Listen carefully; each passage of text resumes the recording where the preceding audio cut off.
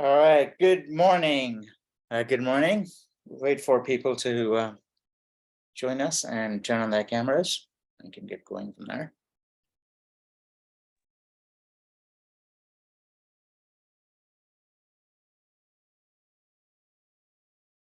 Right, for the rest of us, a bunch of regulars are missing. So, okay. Well, anyway, today I'm thinking we'll work with objects. We'll take the code from last class, convert, refactor that. Essentially, take the old code and refactor that and use objects. Okay, so that's the plan for today. I haven't decided what we'll make into objects from last class, but when we look at the code from last class, it'll be clear. Okay. All right. Anyway, we'll start in about 5 or 10 minutes. We'll give the other people chance to join. There's a few more regulars. Until then, you guys should just feel free to talk to each other. Okay. And also, regarding the Reddit and participation in Reddit and so on, people in 2C and 2C are sending me email asking, recommendations and all. Okay, so first of all, I think here's an important point that I don't write recommendations or do job references anymore. I've not been doing that for several years now. And however, there's something far more valuable than you can get from my recommendation or any professor's recommendation, and that is what you build for yourself. And so in this class, you have this incredible opportunity to build up an online profile of interesting posts and observation and insights on the Reddit forum. So at the end of 2A, 2B, 2C track, you start applying for jobs and all. You just say, hey, there's, you don't need a reference. Just look at all my online contributions. And many times the professors and my fellow classmates and other tutors have weighed in on my questions. And so you can look at the questions I asked. You can look at the questions that I've answered for other people. And that is actually a far more, you have no idea how much more, I think, right? It's far more valuable to a hiring manager, or an admissions officer than something that a professor could say about you. Yes, because that is what they'll be looking at is your own work, not what someone else is saying. Hey, that's what that person is capable of doing. Yeah, it's secondhand. Most of the time in real life, people are running their lives based on secondhand information about other people, and other people make decisions about other people based on what they think about that person rather than having talked to them directly. Yeah, so secondhand information is useless most of the time, because you can't even figure out what that person is thinking directly. How can you figure out what the other person is thinking by listening to what some other person is thinking, what that other person is thinking? Yeah, totally useless. So when a long time ago, when I was out there in the industry, I realized that job references are totally useless unless you 100% trust the person who's giving you the recommendation or reference, right? And most of the time, and so I just gave up on these. I don't do these, I don't read references and recommendations given by other people, nor do I write them for other people either. So, and that is the reason why it is like super duper important that you actually start, building up this incredible profile. You have a chance right now, and you have 3 quarters. A lot of students get into 2C without doing the 2E and 2B track. And in order to do my 2C, they have to complete the blue and green quests anyway.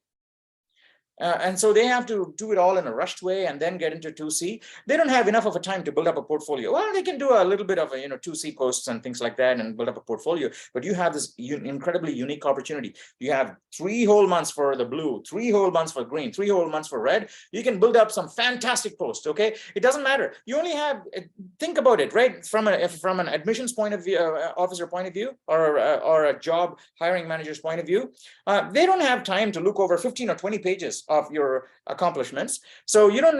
So you may make many posts in blue, many posts in green, many posts in red, but you'll have the luxury of saying, well, you know what? The hiring manager does not have a chance to read through every one of the things I've done, but now I know what I've done. I know what the best of what I've done is. So I'll just pick out the best of what I've done and make a report out of it. and make that your final post. Yeah, and on Reddit. And so you'll have a lot of material. And if you don't have a lot of material and you have to pick and choose, saying, well, you know what, I don't have anything to showcase, what is the best I've got, and go. And it's really frustrating to see that, I don't have anything to showcase. Well, how am I going to build up a resume? How am I going to build up a portfolio to get a job? Right? But when you have a lot of things to pick and choose, you'll be really happy and say, hey, you know what, I want to build many of these portfolios. I'll build a portfolio showcasing this aspect of my contributions and send it to this company, right? That aspect of my contribution, send it to that company. You'll have many of these and send them out, and you'll have a much better time out there this way. Okay, so that is why it is like super duper important. So lots of people ask me, especially in week 7 or 8 and so on, they ask me for references and recommendations for universities and colleges. Yeah, please don't ask me, but you can help yourself far better than I can help you. I just wanted to put that out there so that you are aware of that. Okay. Well, how about 5 minutes? Okay, 5 minutes, and let's turn the laptop around so you guys can talk. I think there's a few more people who are regulars. We'll give them 5 minutes to join, and after that we'll just get started. Okay, we'll get started coding. I want to wait because this is the first class we're going to be talking about objects. I don't want them to join next class all of a sudden and find out, oh, completely out of my depth. Well, it won't be completely out of your depth, right? But still, I don't want, this is a new concept, and I'd like everybody to be present as much as possible. Okay, so feel free to talk to each other, talk about the midterm, talk about questions you have to each other. And if there's any questions that you can't answer to each other, you just call me and I'll be here too. I'm just going to be here. Okay, I'm going to be sitting down. I just need to catch up on something here on my iPad for later in the day, but I'll do that for a couple of minutes. Okay, and then call me if you need me. Otherwise, talk. Okay, just keep the airwaves occupied so I know that something is happening and you guys haven't checked out. Right? Thank you.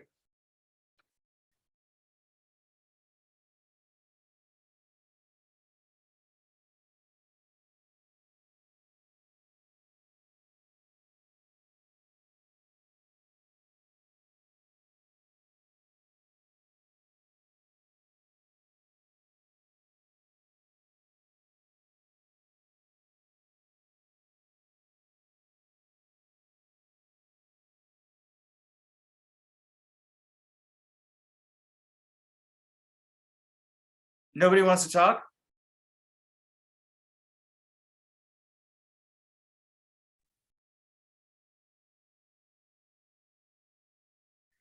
Okay, all right. Well, if nobody's talking, we'll just start class sooner, okay? I was hoping that, or it doesn't matter, but more people can join later.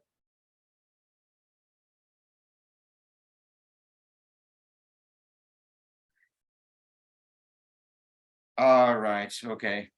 Well, it doesn't look like you guys are in a mood to talk to each other. So we can start. How about today?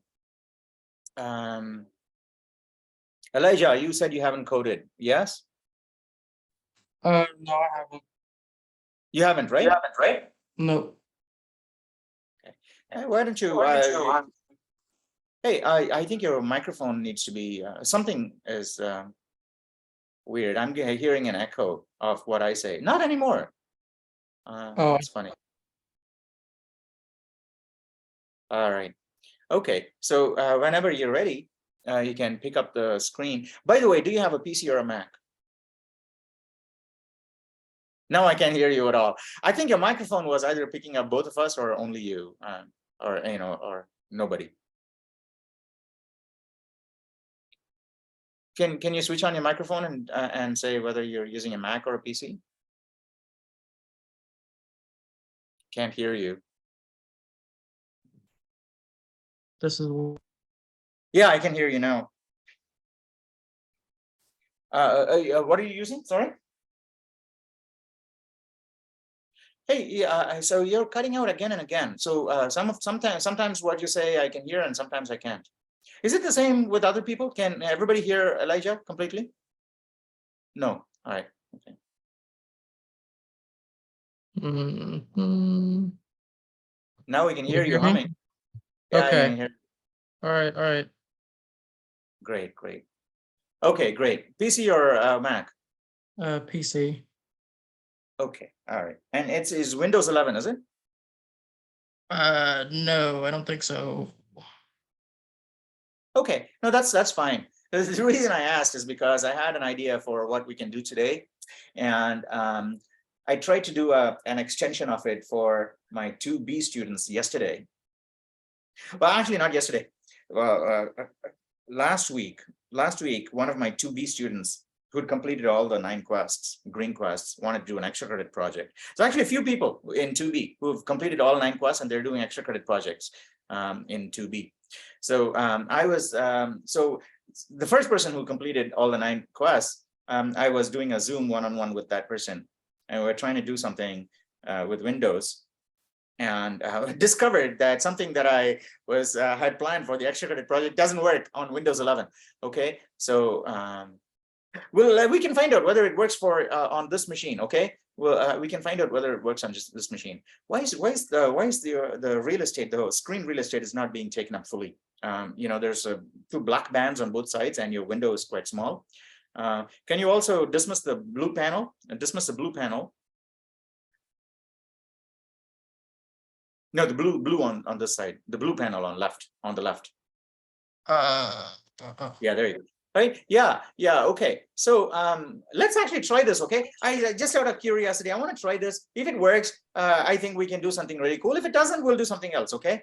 All right, do this. So type cout left shift. Okay, cout left shift. Within parentheses, you're going to say char, char. Within parentheses, not quotes. Within parentheses. Within parentheses, you're going to say lowercase char, right? You're basically typecasting parentheses, open. I put the same. Hang on. All right. And it's got to be lowercase c. It is a type, a data type char, right? Character. Okay, and on the other side, say 27. Okay, 27. In fact, what we can do is much better than that. Okay, and go after the curly brace. Go after the curly brace and hit enter. No, after the opening curly brace, and type const char escape key. Okay, ESCAPE, all uppercase, ESC escape key.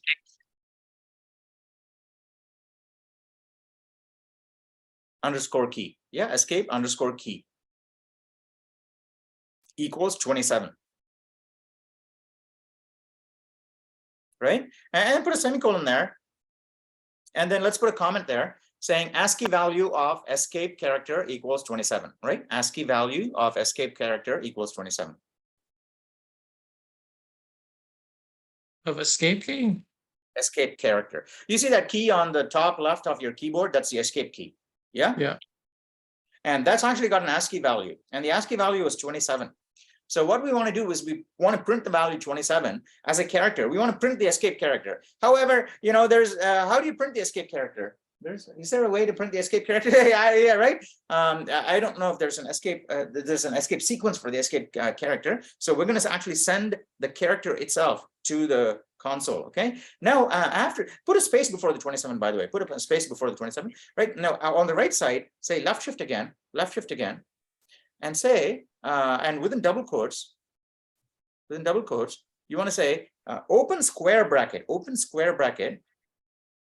and then I think it is 2J, okay, 2J, 2 uppercase J, right? And then put a semicolon at the end of the, yeah. Now on the next line, say cout.flush, and then open close, by the way, open close for cout.flush.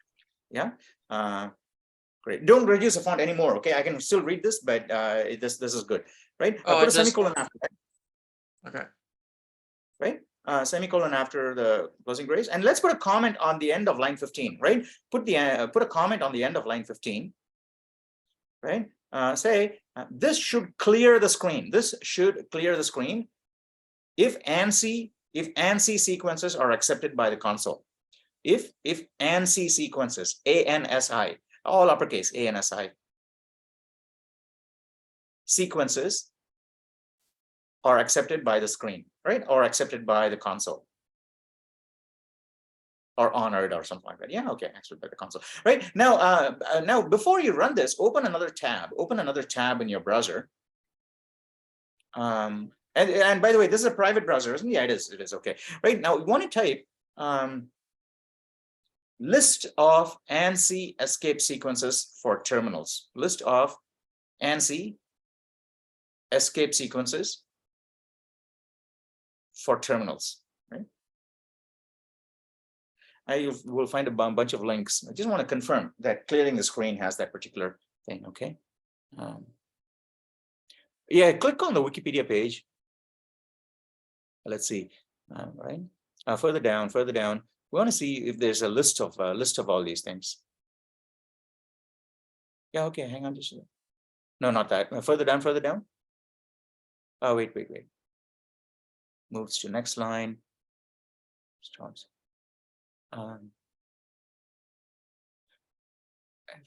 Look for clear screen. We want to see what it says for clear screen. Oh, we want to look for ANSI, ANSI, ANSI. This looks like it's a different control sequence. Okay, so some ANSI control sequence is not in an exhaustive list. Okay. Oh, you know what? This page is a bit confusing. Let's go back and search for a GitHub page. You know, Chris in my 2B said there's a GitHub page which gives you a better list. Yeah, I think this is much better. Okay, and now further down, want to see clear screen. Is there something called clear screen? You'll find it further down, I think, further down. Clear the screen, escape 2J, I think it was. Erase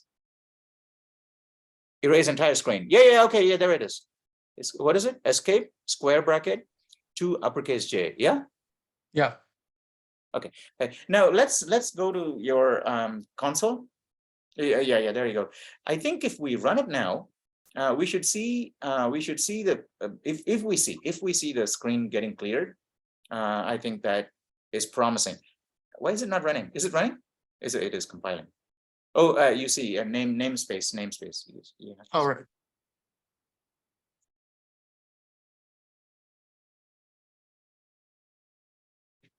Semicolon and then enter.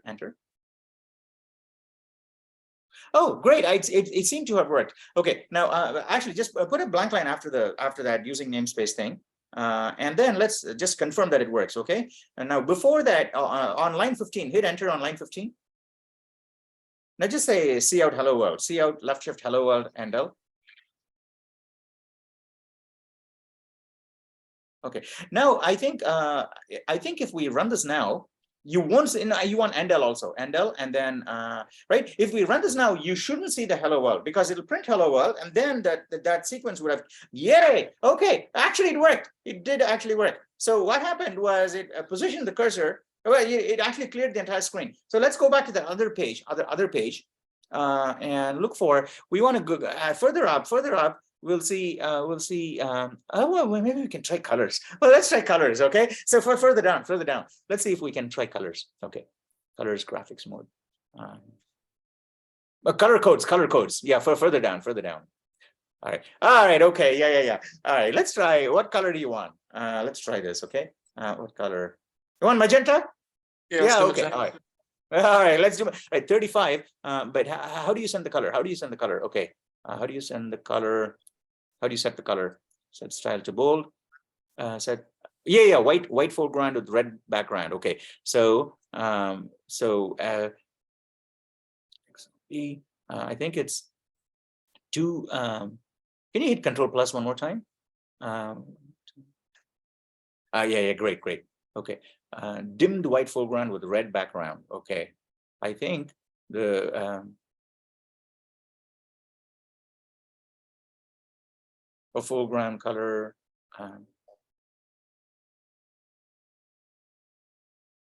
right. I think you just have to replace. I think you have to replace the numbers. So that's an example. Like 37 is, what is it? White foreground. We just changed that to 35 for magenta.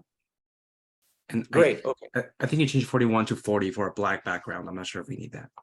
Okay, excellent. Why don't we try that? Okay, so go back to that thing, and before the cout, before the first cout, And you can comment out the second CS. You can comment out line 18, by the way, because we know it works, right? You can comment out line 18. Yeah. Now let's go to the before that. Yeah. Enter one more time. Yeah. Now you want to say C out left shift char within parentheses, and then outside the parentheses you say escape key, all uppercase, escape key. And then what Omar said. Okay, now left shift one more time. And then what did Omar say? It was square bracket something. Sorry, I forgot the beginning of the. Can you go back? If we go back to the page, yeah. Oh, you got it. You pasted it in. Yeah, I actually go back. That's good. And just replace 37 with 35 and 41 with 40.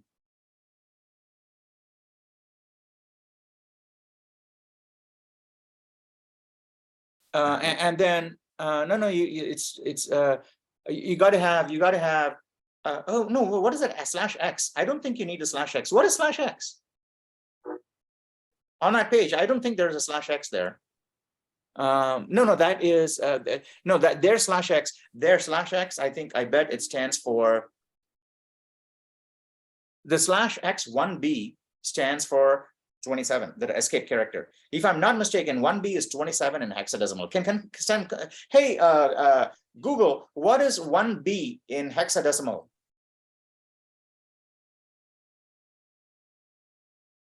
Hey, Google, what is 27 in hexadecimal? 27 is 0x1b. Okay, great. Okay, good. So that's what it is. Okay, so so that thing there as a /x1b is our 27 character, 27 hexadecimal character. So what we want is that escape key, and then get rid of that. Yeah, get rid of that. Okay, there you go. Right now, put a quote. Put a quote there before. Yeah, single quote.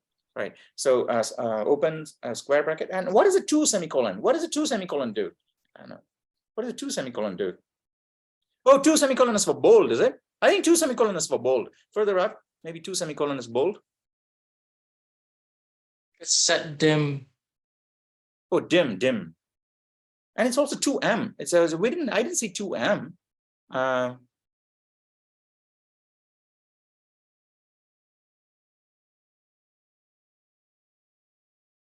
It doesn't matter. All right, so let's get rid of that altogether. Get rid of the not altogether. Get rid of the 2 and the semicolon. All right, so now escape and then 35 and 40 M world.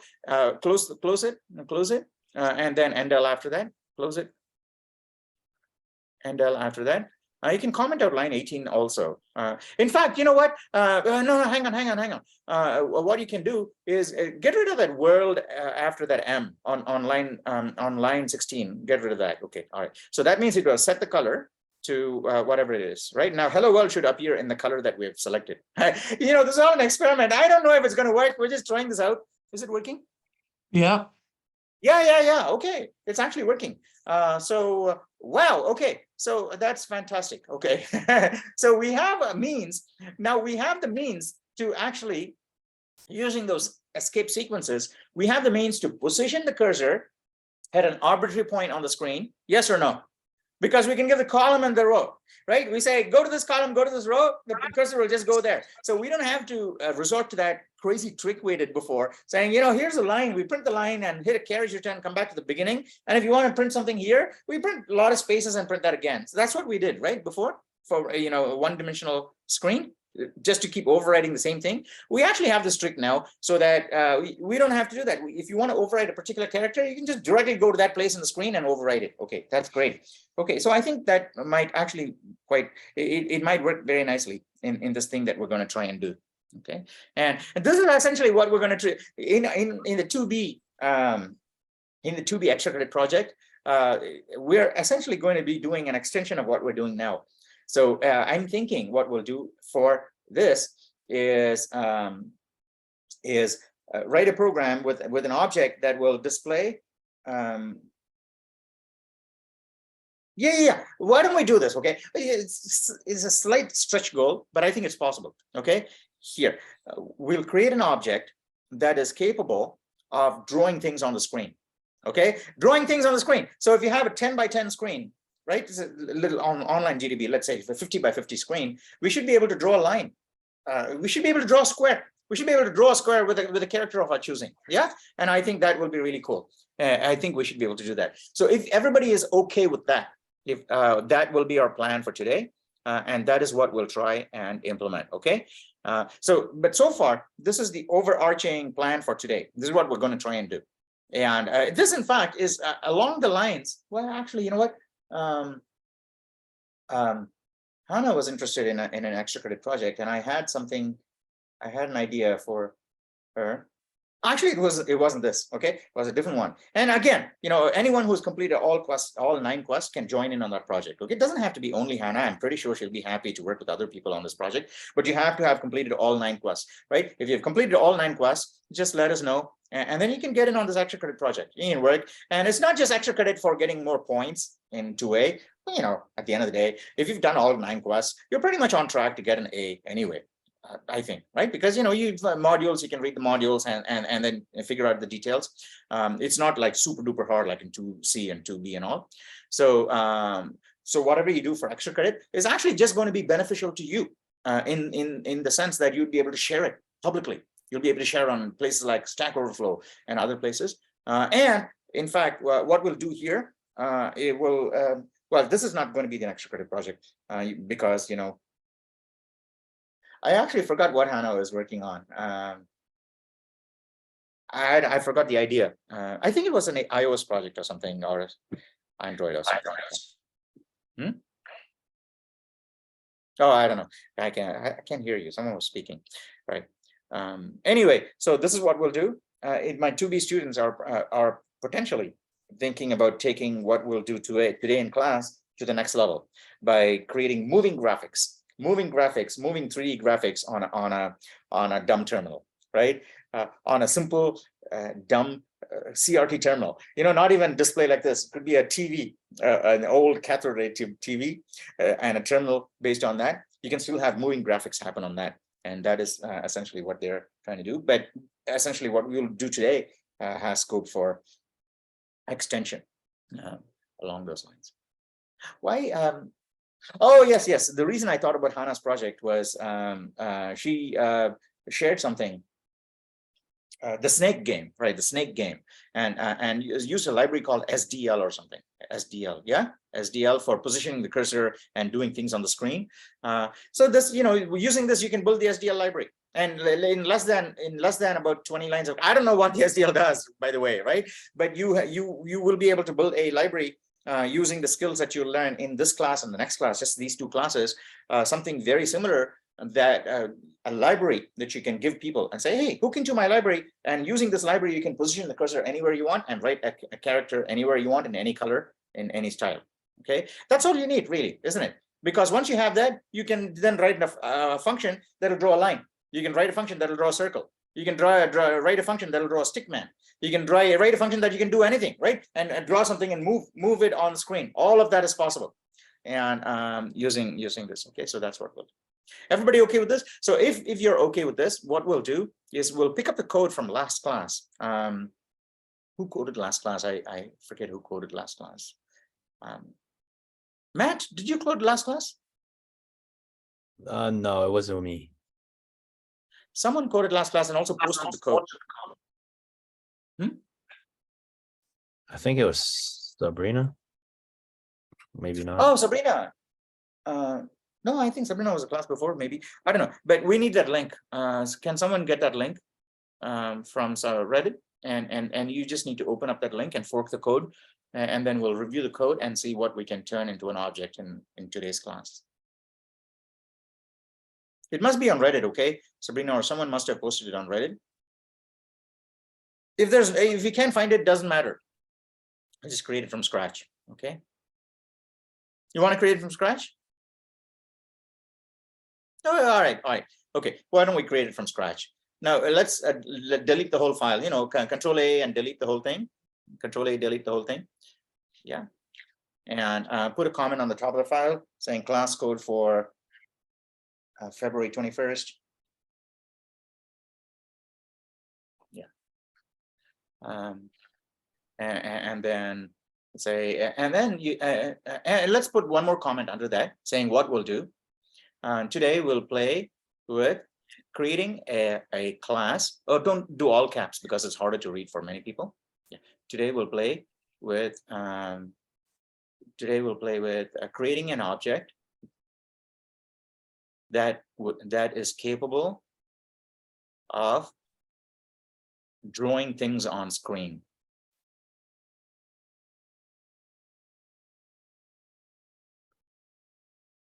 Yeah. All right. Great. Now you can just do the standard stuff. Hash I think include. yeah, Sabrina was the last person that did it, and it is her on Reddit, and I think we could use that too. Okay. Well, because we already started, what we'll do, Erica, is hang on to that, and if we need to look at that for reference, we'll just click on that and right back. Thank you. Great. Okay. So here, no, let's do the main at the end. Okay. So what we want to do is create a class, and let's say we'll create a class called 2D screen. Okay, now it's not 1D anymore, it's two-dimensional screen, right? Because we want to have the ability to write anywhere on screen, not just on the one line that's given to us. Yeah. Okay. So let's say what should we call it? We'll call it screen. Okay. So call it class. Oh, by the way, we haven't done any objects before. This is the first time. Okay. So this is how we do classes and objects. Okay. This is the class, type class space, and then say screen with an uppercase S, screen with an uppercase S. That's a convention. You don't need uppercase S. You can do all lowercase. But my convention is if I have classes, I start them with an uppercase letter, just like we do in Java, right? I think Java, the convention followed by many programmers in Java is that if you're creating a class names always start with an uppercase letter, and that helps readers of programs to know, right? So and then say screen 2D, right? Two-dimensional screen. So 2D, yeah, two uppercase D. Okay, all right. Now space curly brace, space curly brace. All right, and then hit enter. Now put a semicolon at the end of the last curly brace, the closing curly brace. All right. Now this thing here, this thing that we've created here so far, it's empty, right? There's nothing inside. It's empty, and this is what is going to contain all of the guts of the screen, including all of the variables, its state maybe, and also the methods, the functions that we're going to attach to this object, saying, hey, screen, I want to place the star at column 4, row 75. Right, something like that, and it'll go and do that, right? So we want to. This is what is going to contain. So let's put a comment on top of the. Go to line 7, line 7, and hit enter,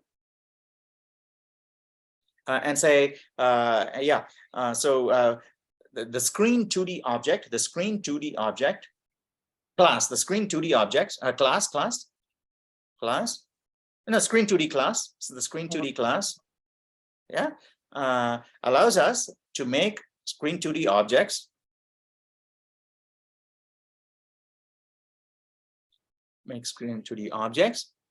which are capable of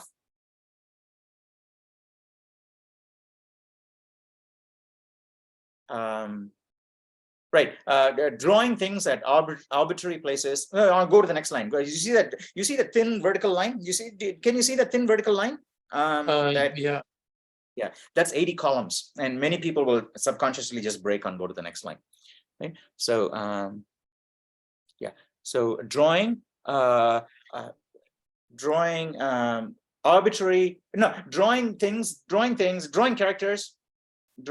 characters at arbitrary locations on the screen.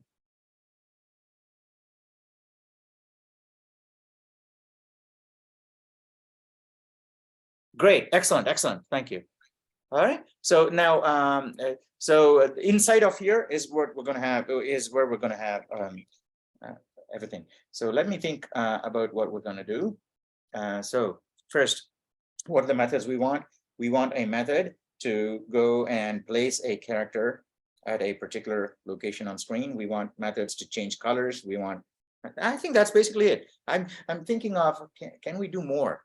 Because it doesn't seem like we have a lot. I mean, we will absolutely have a lot to do with the application of. Once we've done that, we'll have a lot to do with, drawing stuff on screen, drawing a cube or drawing, objects. But I'm thinking, do we need more to get there? It doesn't seem like we need more. But if we need more, we'll find out. Okay. So now, let's do the methods that are required by the Screen2D class. First off, let's say, right, so const space it's char. No, here you don't need to have brackets. Okay, we're defining this. Okay, space char esc. Just say esc. That's enough. Esc uppercase, all uppercase. Yeah, esc equals 27. Okay, and semicolon after that, because we're going to be using that. And I didn't call it escape _ key because we're going to be sending it to, we will be using it a lot of times. So we don't want to minimize typing, and ESC is enough. Okay, good. Now hit enter. And so here, we want to go back to the first column of this line. So we go back to the beginning of this line, right? Say public. Right? And then colon, and then hit enter.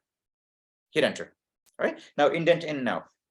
Now I'll explain what these things mean. Okay, public and private and all. And for good measure, let's also insert a similar line like public, but except it's called private, and put it on go to line 12 and hit enter. Line 12 and hit enter. Yeah, now just like that. Yeah, say private and hit enter. Okay, so that means that this class objects are all to do with abstraction. Okay, so this particular class has things that are visible to people that use this class. So let's say I want to create a screen, so I create my own screen. I'll say just like I'm saying int x, I might say Screen2D my screen. Yeah, so I create an object just like that. I create a variable in my main method. I could create a screen. Now in that method, in my main, I've got this object. Can I go into the object and say, hey, this object has a private member called ESC. What is it? This object has a private member called, X, Y. What are they? Right? So sometimes when you create these objects, you want to hide a lot of that away from the user, because a lot of the detail of the object is not relevant to the user. In fact, if you tell the user, here's an object, here's all of the things it has in it, but you don't really need to know all these things. You only need to know this one thing, okay? Because that one thing will use all these things and do what you want. Now, sensible thing to do is for you to say, not even tell the user, here's this object. It is capable of doing this incredibly sophisticated thing, but it also has all these nitty-gritty details. Now, when you design something like that, like an iPhone, right? You take an iPad or an iPhone, right? So most people know how to use an iPad. They know how to use an iPad efficiently too, right? They do all these really cool things, but do they know how the iPad is built? Because inside of the iPad, there's the battery, there's all these chips and there's wires and all these things. People don't know these things, right? So, but if you go to the Apple store, and if the Apple store says, well, you know what, I can't sell you an iPad until you know how the iPad works, right? You need to know first how the details of electrons work and all. Nobody will buy an iPad because an iPad is totally useless. If an iPad is useless, unless you have the luxury of not knowing how it works. Yes or no? Okay, good. So that is the beauty of objects. An object allows you to design something that you can give a user and say, this is a really sophisticated piece of equipment, okay? This object can do some really, really crazy shit. However, if you don't need to know the details of how I do it, because if you want to know the details, you won't have time to do all the fancy stuff using it, okay? So that is the trick. That is the key secret of object-oriented programming. Any programming, really. But, because even in C, even in assembler, you can program using object-oriented notation, right? Not notation, object-oriented style, meaning that you can program with good discipline and good coding practices, equally readable, perfectly beautiful code. You can do that in any language, even assembler, machine code, even you can do that.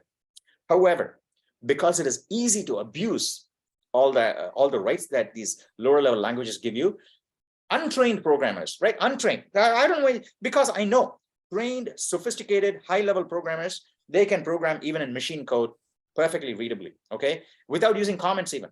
they'd be able to do some, really kick-ass stuff. However, because programming is viewed as being easy by a lot of people, a lot of people are homegrown programmers, so they don't know the details of how to do these things, and so they may shoot themselves in the foot, right? So they may shoot themselves in the foot by doing things the wrong way. So that is the reason why we tend to say, take these objects and say, well, unless you're totally an expert, unless you're a total expert and know how these things work, don't look inside. Okay, if you look inside, you're likely to find lots and lots of detail that you won't understand, and you may break it, and then the object won't work anymore, right? Because I don't know how an iPad works. If I say I'm going to repair it, I'm going to, I don't like the form factor, I don't like the orange screen, I'm going to open the iPad and change the chips in there, right? And chances are it won't work at all after that. Yes. So that is what an object is. An object is like an iPad, and you say, here it is. Now you can use this to place things on screen and draw things on screen. But if you open it and look inside and say how it does that, you may change something and then it doesn't work at all after that, right? So that is the secret. Yeah, done. So that's what we're going to do. Okay.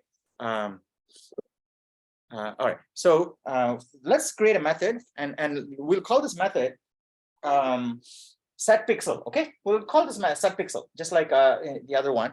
However, this set pixel method is going to take two columns. Okay, it's going to take two columns, two parameters. So let's say bool. All right, bool set pixel. And by the way, one of the things that I've seen in code is that people don't have a blank line after the private and public, and they start immediately, but they will have a blank line before. So it helps in the code segmentation, visual segmentation. So you can get, can you get rid of line 14, and yeah, and also line 18. So you have the private section and the public section separated from each other, but they're not separated from their constituents. That's basically what it is. Okay, so set pixel is going to take two parameters. So open parentheses after set pixel, and here you're going to say size t row, and size t column. Row is y, and yeah, okay, we want to do x comma y, not y comma x, because x comma y is more mathematically intuitive. Yes, people don't say y comma x. So let's say size t column is x. Yeah, column. Column. Yeah, call. I think just COL is fine. Call a comma size t row. Okay, so and then put a semicolon.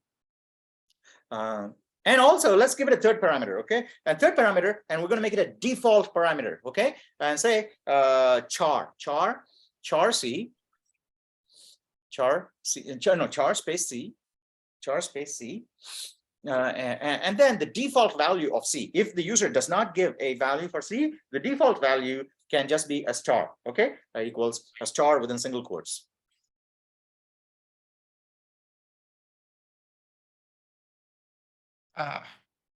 Yeah. Is this the autocomplete? GDB is doing autocomplete by putting two quotes instead of one? No, that's just my computer. Your computer or you? Because the computer doesn't do it. My computer does that. I think it's something to do with like the language settings on it. Wow, your computer does that at an operating system level? I'm very surprised. Yeah. Okay, great. So let's right. So now on the next line, you want to say set pixel. All right. So yeah, I think that is good, because we don't need a clear pixel. Here, let's do this. Okay, let's do this. Okay, there's a bool set, a bool clear pixel, but everybody's coming at this time.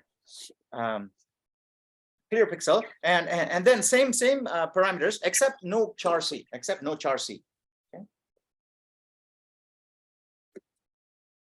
But right. Right now here we're going to do something called an inline completion. Right. So now on the same line, we'll give the body of the function too. It's not the declaration; it's also the body. It's a very good skill to. It's a good feature to know. All right. So space curly brace. Right. And no, yeah, we'll do the whole thing on the same line. Right. And after the curly brace, give up.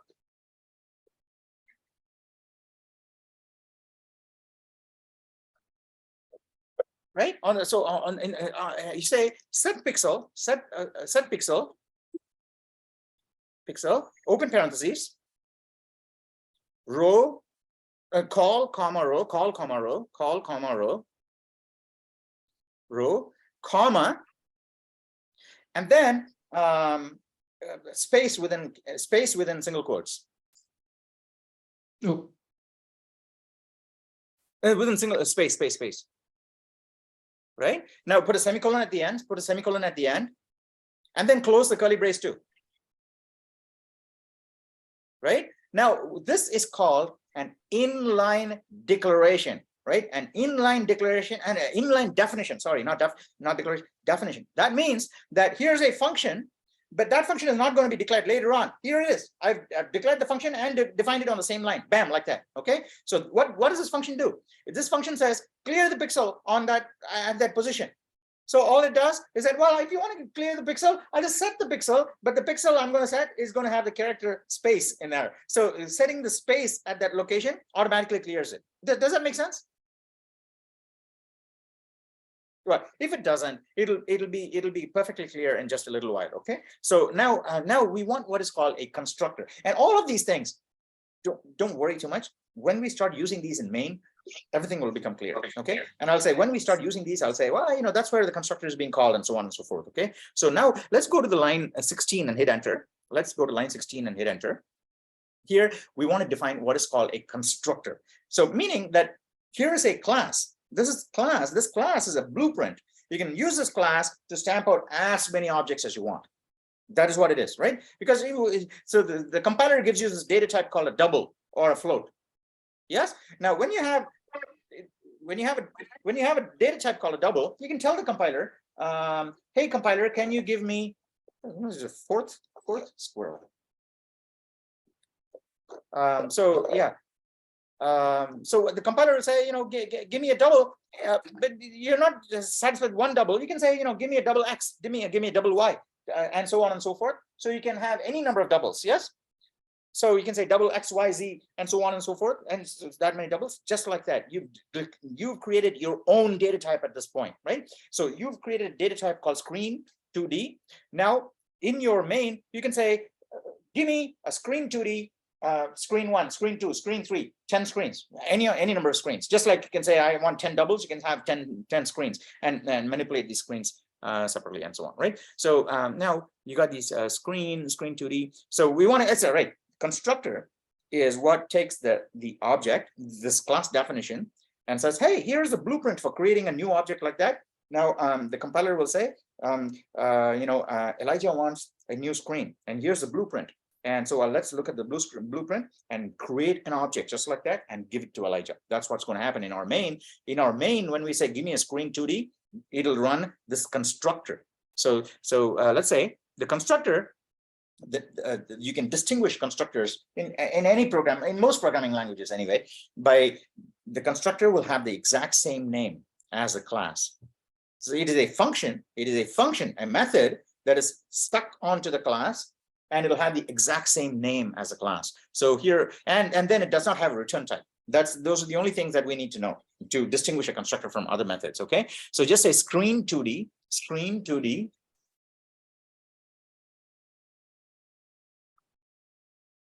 and then open parentheses. Now we want to say size. Okay, so say size t width comma size t height. Okay, size t width comma size t height. Right, and then put a semicolon at the end. Height. Put a semicolon at the end, and then put a comment saying constructor takes the screen size as a parameter.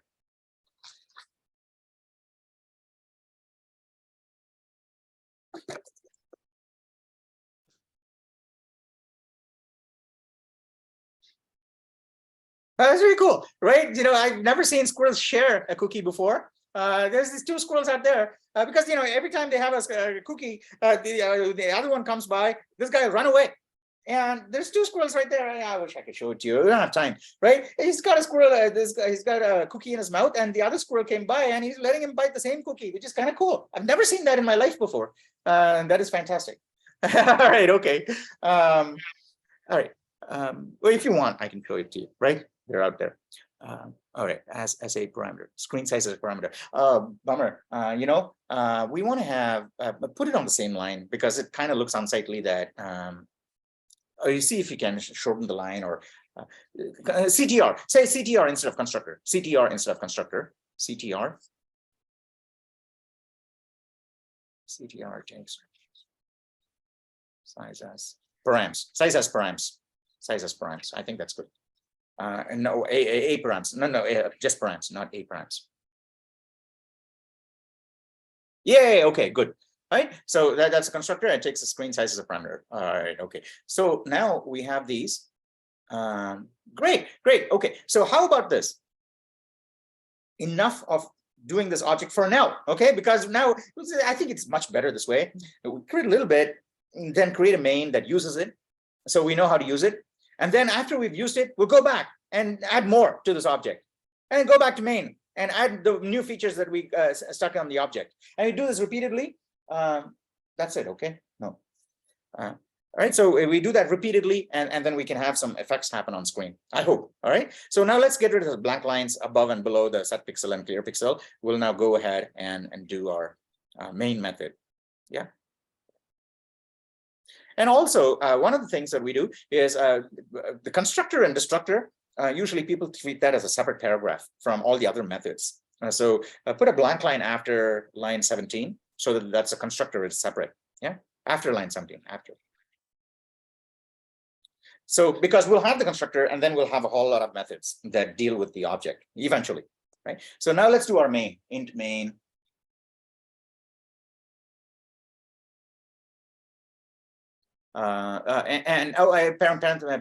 Parameters now, int, yeah, argc. Sorry, what? No, I'm sorry. Yeah, we don't need that. We don't need that. So go in. Yeah. Now let's instantiate. Well, let's instantiate our screen and say screen 2D, screen 2D.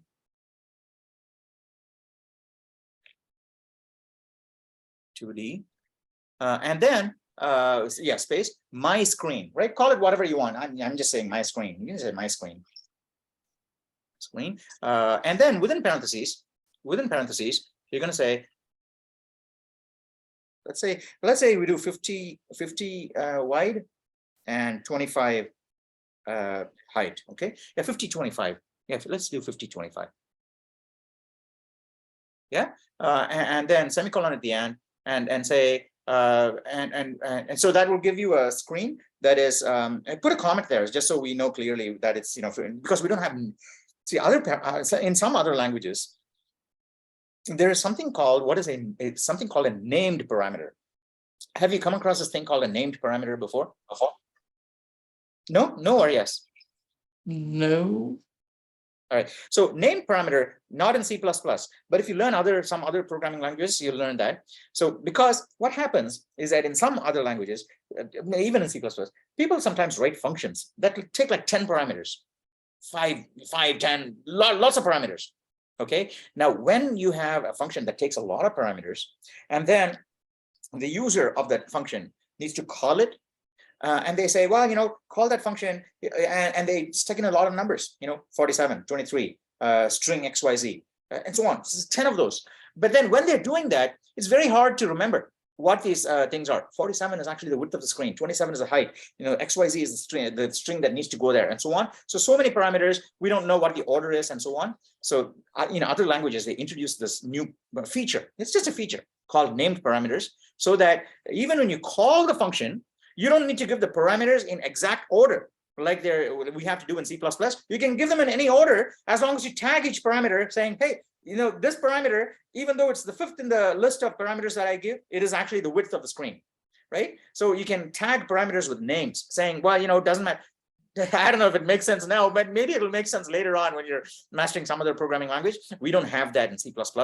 And that is why sometimes C++ programmers put comments saying, oh, you know what, 50 is the width, and so width equals 50. So say width equals 50, rows equals, or say columns equals 50, rows equals 25 in your comments. In your comments, say columns, 50 columns, 25 rows. This is a 50 columns, 25 rows.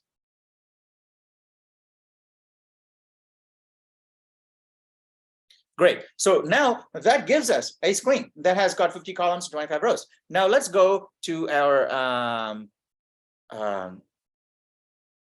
well, I want to have one more method, but we'll do that later. Okay. So right. So this is because right now we're just testing to see if those methods work. Now let's say we want to set a pixel, right? Set underscore pixel, open parentheses. And we want to say, let's say we want to set a pixel at 10, 10, right? 10, 10. Yeah, 10, 10. Comma. And let's say the pixel needs to be, let's say E, right? For Elijah, right? E for Elijah, uppercase E in within single quotes. Okay, within single quotes. Now, if we had implemented, we haven't implemented that method yet, right? Set pixel and clear pixel, we haven't implemented them yet. If we had implemented that, when we run this, we'll see the letter E appear at that location. Yes, but we're going to implement that now and run it and see if it works. Okay. So now we're going to implement set pixel out of line. Okay. So on line 21, hit 2 enter line. Yeah, 2 enter keys. Yeah, one more. Right now here we're going to implement set pixel. We only need to implement set pixel. We don't need to implement clear pixel because clear pixel is already implemented. Yes or no? Clear pixel is already implemented. Where is, can someone tell me where clear pixel is implemented? Where clear pixel has already been written? It's been written already. Where has it already been defined? Clear pixel. There you go. Yeah, Elijah's mousing over the line, but I was actually waiting for someone to speak it. Yes, that is, so it's already defined. So we only have to define one function, and let's say that is clear pixel. Right? No, set pixel. Okay, so we'll say bool space bool space set pixel. In fact, what you can do is triple click on line 18 and paste it there. Just triple click on line 18 and paste it there. Copy and paste it there. That's all.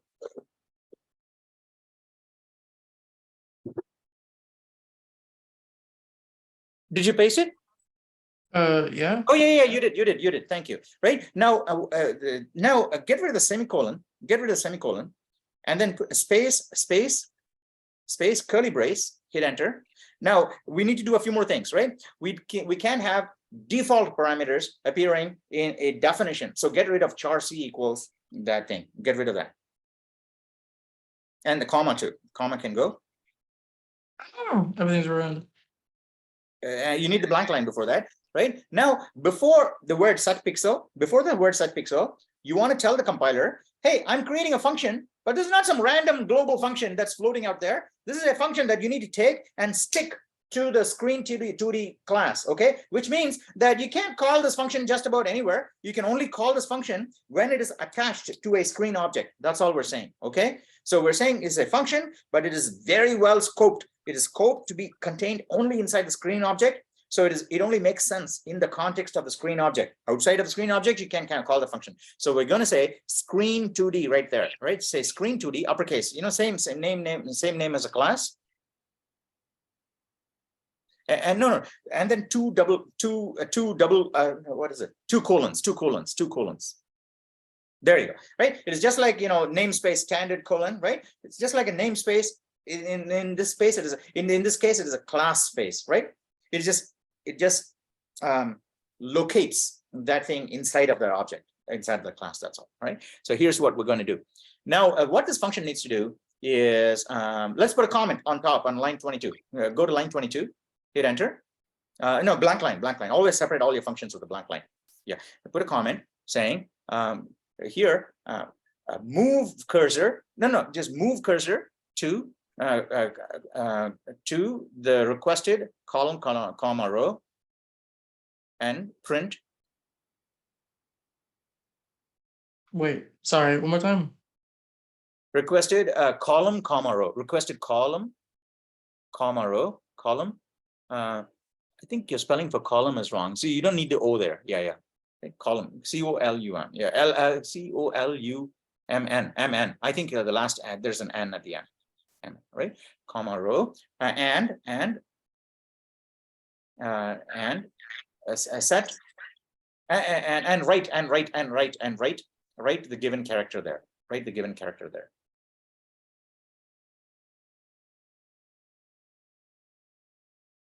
That's it, right? And get rid of the word set. You don't need that. All right. Now, however, even though we got rid of the default parameter, the parameter still exists. So it was my mistake. We shouldn't have deleted the entire third parameter. Put the third parameter back. Or we just want to say int char, and as a char c. You just want to say char c after row. After row, say comma. Say char c, right? So meaning that third parameter is being given. But if it's not given, the compiler will automatically turn that into a space. That's or stop. All right. Now on the next line, we want to first send that escape sequence to take the cursor to column call and row, right? So you want to say C out, left shift, and you want to say a capital ESC, left shift. And then we need to find that code for locating, moving to that cursor, moving to that location. How do we move to that location? Can someone look it up really quickly and tell me what we need to send to move to that location? What did we do before? We moved to some location and said hello or something. Yes. Well, you can go to that page again. We can go to that page, that ANSI page, escape sequences page. No, locating the cursor. I think it's further up. Cursor controls. Yeah.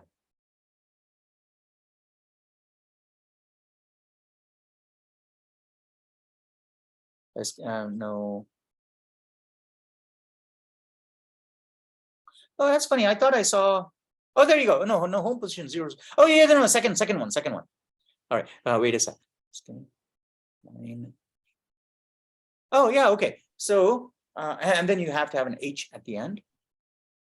How come they've got an F at the end? They have two of these, right?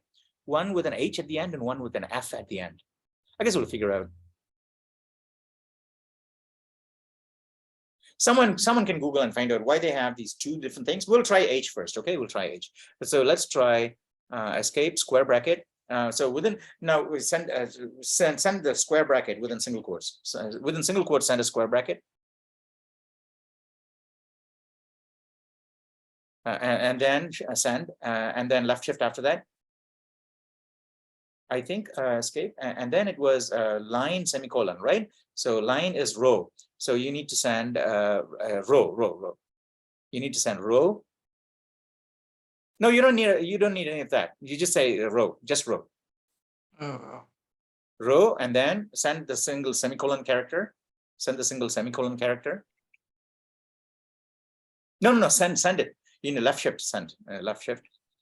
Yeah, semicolon. No, it's a semicolon within single quotes. Yeah. In fact, you could do this. Yeah. All right. So and then after that, what do we have to send? What do we have to send after that? Semicolon, and then the row. Line is column. Okay. So first is column, and then row, and then H. Okay. Yeah. Let's go back now. So the first thing is not row, by the way. It's column. It's column. Call, and then and after the semicolon. No. It's call. The parameter is called call.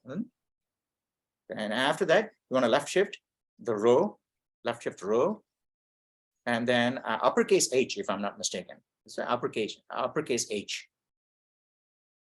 And then a semicolon after that. And then you want to say, oh, you can also, but you just send C, left shift C also, left shift C.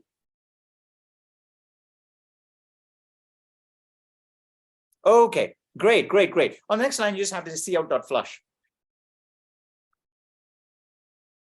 Okay, great. No, flush is a method, so open close.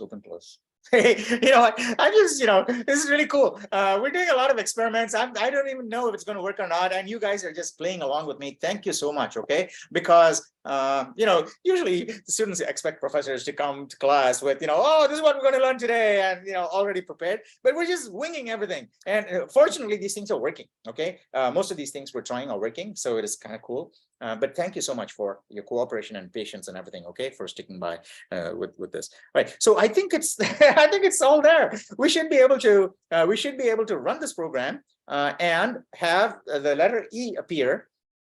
If I'm not mistaken, well, we have to fix these things. Oh, you need a semicolon after the flush. All right, so you need to put a semicolon after the flush. And I think you're missing one more semicolon somewhere else. There you go. Line 33 also needs a semicolon. Right. So now run it, and I think if I'm not mistaken, we should see the letter E, R, G. Okay. So. Oh yeah. All right. Just go back to the code. Go back to the code. So we can't call it set pixel, right? Because and I'm glad we have run into this error. Okay, we defined a function called set pixel, and yet the compiler is telling us, hey, I don't know a function called set pixel. And the reason it's saying that is because there is no global function called set pixel. There is a function called set pixel, but it's attached to screen. So you got to call set pixel on a screen object that you already have. So what we need to do is on line 33, just before the word set, you want to say my screen dot set pixel. All right. So now I think if you run it now, famous last words. Let's try it now. All right. What does it say? But I can't read the red. Undefined reference to what? Screen 2D. Yeah. Thank you. Undefined. So it's saying undefined reference to the constructor. So why does it say undefined reference to the constructor? Let's look at the object definition again. Screen 2D, size T width, size T height. And there it is, and it's public. Screen 2D, and there's screen 2D. That's funny. Are we missing an include? Are we missing Sorry? an include? Are we missing an int? I'm so sorry. What will I missed? Oh, include. I see. No. That we're not missing an include. I want to look at this more closely. Screen 2D, size T width, size T height. Okay, that is a constructor, and we have defined. Oh, we haven't. Oh, yeah. Yes, of course. We haven't. We declared it. We didn't define it. I'm so sorry. Okay, so let's define it. So let's go to line 21 and hit enter. Line 21, hit enter. Yeah, and we're going to make some and dismiss the right panel and all, so we don't have right. So we want to do the constructor. So say screen 2D colon screen 2D colon double colon screen 2D, and you want essentially you want that that line width comma height width comma height. So yeah, that thing you can copy and paste too, but you can type it in size T width, size T height. Right now inside the function curly brace, yeah, inside and then close the curly brace too, so that we can now fill in the body and enter one more time, and also attach that comment you have on line 27 with the function following it. Yeah, good. Now here's what we want to do. So the screen constructor says if you invoke this constructor, if you create an object, you need to give it the width and the height, and I will take it and store it away and give you a screen, right? But where is it going to store those values? So in our private in our screen class on line 13, hit enter on line 13. Yeah, hit enter. Now you want to say size T, and say width. Size T, say width, WID for width. Right? Width, because you already have a parameter called width, so we say width equals no size T. I use size T width comma height. What you know what? WT comma HT. That's more symmetric. WT comma HT although it sounds like weight, but we can qualify that. Okay, semicolon there, and put a comment on the right hand side. Saying width and height of the screen.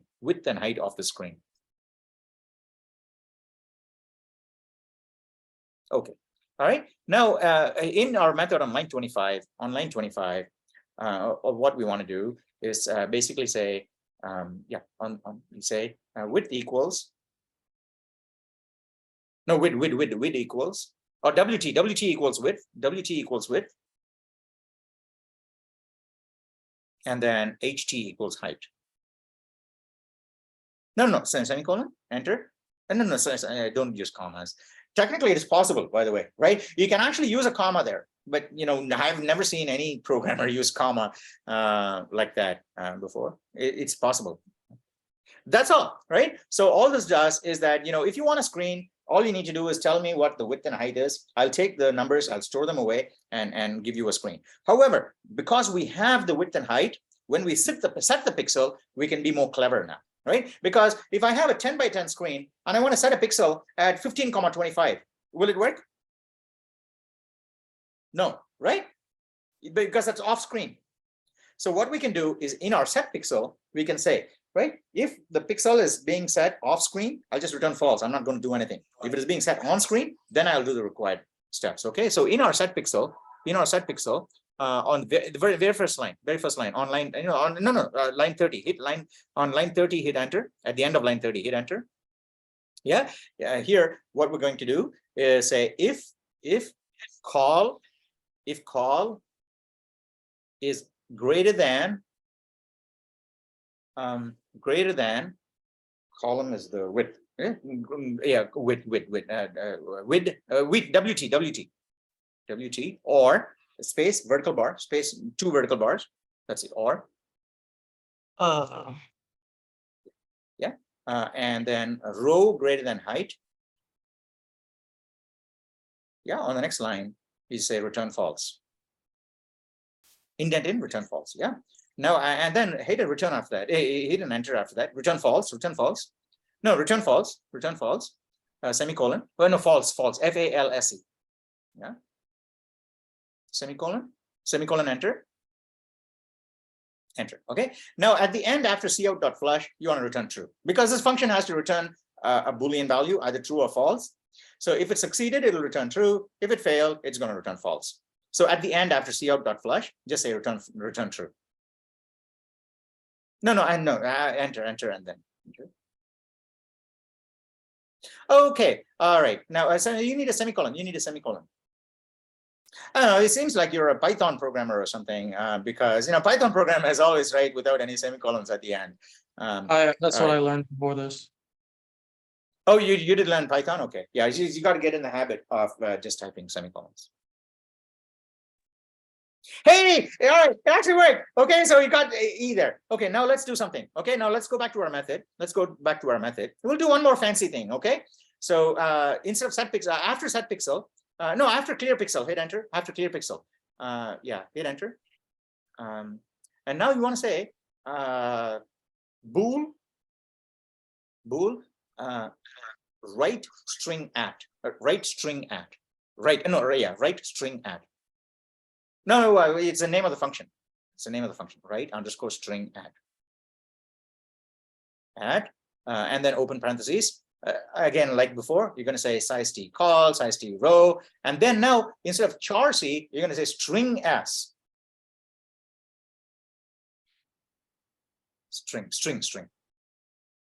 Right? And here we won't have a default parameter because if someone's going to write a whole string, we don't know what the default string is going to be, right? And saying just it's going to be a blank, blank string doesn't make any sense. Okay, so we'll just say no default parameter there. So now what we want to do is you have a function called setPixel. Copy that entire function and paste it below one more time, right? Because everything is almost the same. No, not that. The lines all the way. I include line 30 also. Yeah, copy that. And then go to the end of line 38, end of line 38. Hit enter. Hit enter. No, hit enter a couple of times. Yeah, now paste it. I think got 2 blank lines above that. You can get rid of the one of the blank lines. And now change that set pixel to what do we call it? Right string at.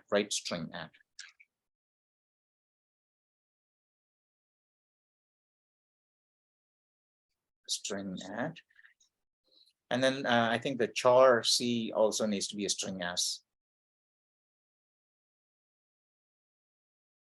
Okay, now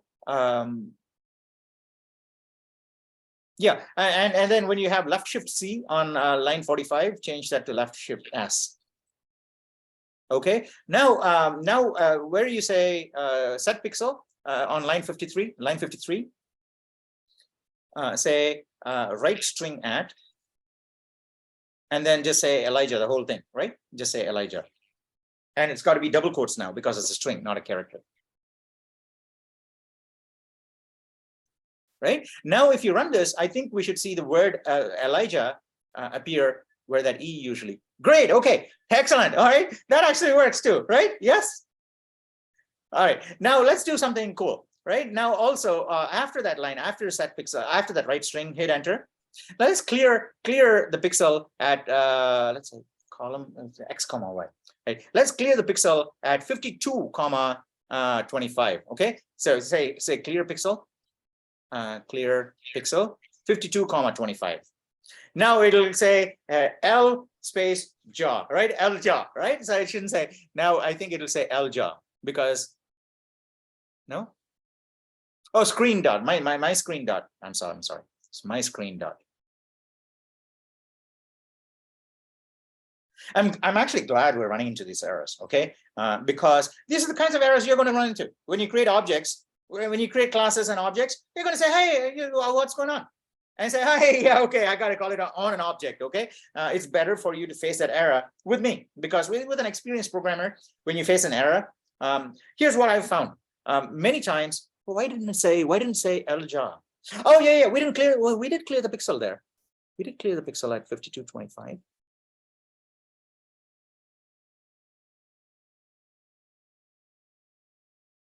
(52,25) call X 52 (52,25). Actually, you know what? Set a pixel in this new location. Just set a pixel X, okay, capital X, so that we'll actually see where it happens. Okay, on the next line, say set pixel at, and then set a pixel X. Set pixel. And my screen dot, and again, by the way, it should be my screen dot set pixel and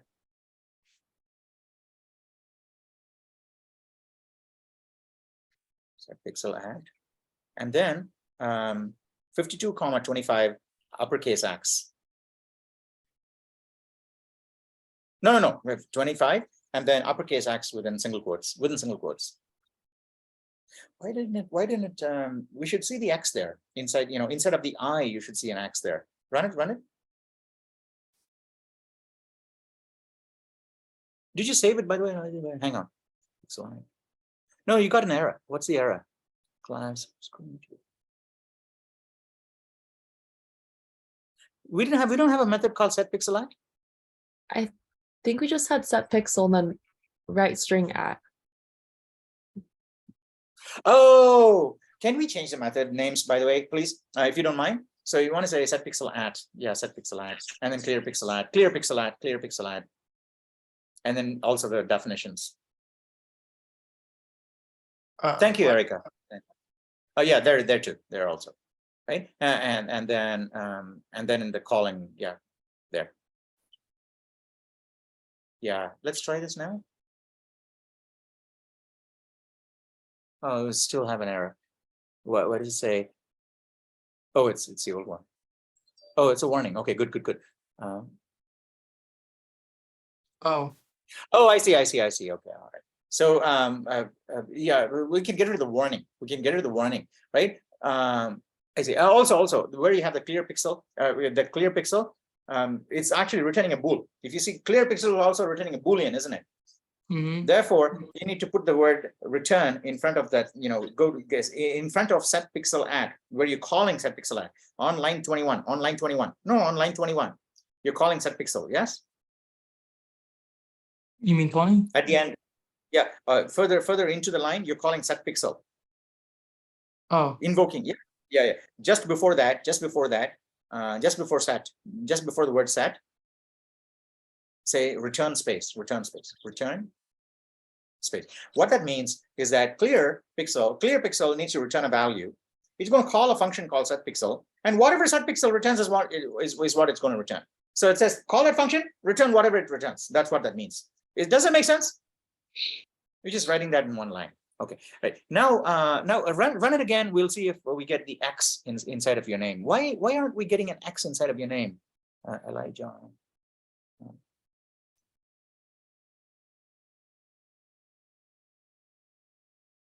Oh, by the way, hang on. I want to see. Yeah. Set pixel add. No, that set pixel works for sure. In your main method, you wrote the string Elijah correctly, and then. Oh, of course. Yeah. We wrote at 10, 10, not 52, 25. I'm sorry. Yeah, all right. So we want 10, 12, 10, 12, right? A clear pixel at 10, 12, not 52, 25. Oh, Right. Now, you can comment out line 55 if you want, because yeah, I think it should now say Elijah. I like that. Thank you, Elijah. That's very good, and that's a mark of what that what Elijah just did turns you into a good programmer. Maybe he's already a good programmer, but what I mean by that is that what I've seen, good programmers do, but maybe maybe it's not always the case. What I've seen them do is, even though they're commenting lines out, they'll make sure that what is being commented out is also syntactically correct, and it makes kind of sense. So and lots of beginners don't do that, right? When they comment lines out, they think, well, that line is not important anymore, we'll just comment it out. But Elijah did something that I liked very much, which is to say, even though I'm commenting it out, I want to make sure it's good. Fantastic. Okay, thank you for there you go. It actually worked. It worked. So L, and then it went back and cleared that pixel. Say L space job. It works. Yes. Okay, great. Okay, now now we need to do one more thing to that string method, right? So we're writing a string. Here's the thing, okay? When you write a string, to check if the entire string is going to be on screen or off screen is harder than checking if a character is going to be on screen. Because if it's a character, the character is going to be in row and column, and if that row is on, we know true or false. Yeah, but if it's a string, well, the first character might be on screen, but you're trying to write Elijah, and then JAH may be off screen. How do you know that? Yeah, so we can find out by saying, if the length of the string is greater than, if the right string at, right? So so that condition on line 42, right? On line 42, what we want to do if the row if the row is greater than height is correct. Yeah, if the row is greater than height, it's false. So make that the first condition, because the second condition is going to be more complex, right? So if the row is greater than height, make that the first condition. Yeah, you can paste it there, right? Or if column plus string length, right? Column plus s dot length is greater than I don't know, what is it? Row, what is it? Height, I don't know, WT. Now, this has a corner case that you got to check carefully. What I mean is that corner conditions exist everywhere, and you'll find lots and lots of corner conditions and really, really complex algorithms that you'll be writing later on. However, it is important to get to know where corner conditions happen, right? Because you'll automatically be in a mindset. Your mind will already. So this is a place where you'll need to look for corner cases. And here the corner cases, it's just playing it in your head and saying, oh, by the way, s dot length is open close. Yeah. So here we're saying, right, we want to chart the string at column number 5, and the string is 7 characters long, right? So if I say, so it'll take up space 5, 6, 7, 8, 9, 10, 11. So the last character will be at 11. Yeah. So that means that if I start at 5 plus 7 takes me to 12, that means, hang on, I got to start again, right? So string of, what did I say? String of length 5, and starting at location 7 takes you to 7, 8, 9, 10, 11, 12. Yeah, I think let's do it that way, right? Starting at location 7 takes length 5 takes you to 12. But if your screen is only 11, if the width is only 11, it should fail. So what we want to do is check the column plus the length should not be greater. The problem, and that is the reason why checking for corner cases is important, because in this case, if you notice, column 0 starts with everything starts with 0 in C, right? Array indices start at 0, 1, 2, 3, and all. But we just saw ANSI sequences. The row number 0 is and it starts at 1. And I don't. By the way, can we go? Let's test this. Okay, let's just test it to make sure. Is there a column 0 and row 0 in ANSI escape sequences? How do we find out? Can we find out if column 0 is the first column 1 or 0? 0. Hey, 0, 0. Okay, good. Thank you. Actually, pretty cool. This page is actually very nice because they actually told us right there. So it starts at 0. Great. So let's go back to our code. So 7, which means that if the string has a width of 7, you can if the screen has a width of 7, then you can place characters up to column 11. Up to column 11. Yes.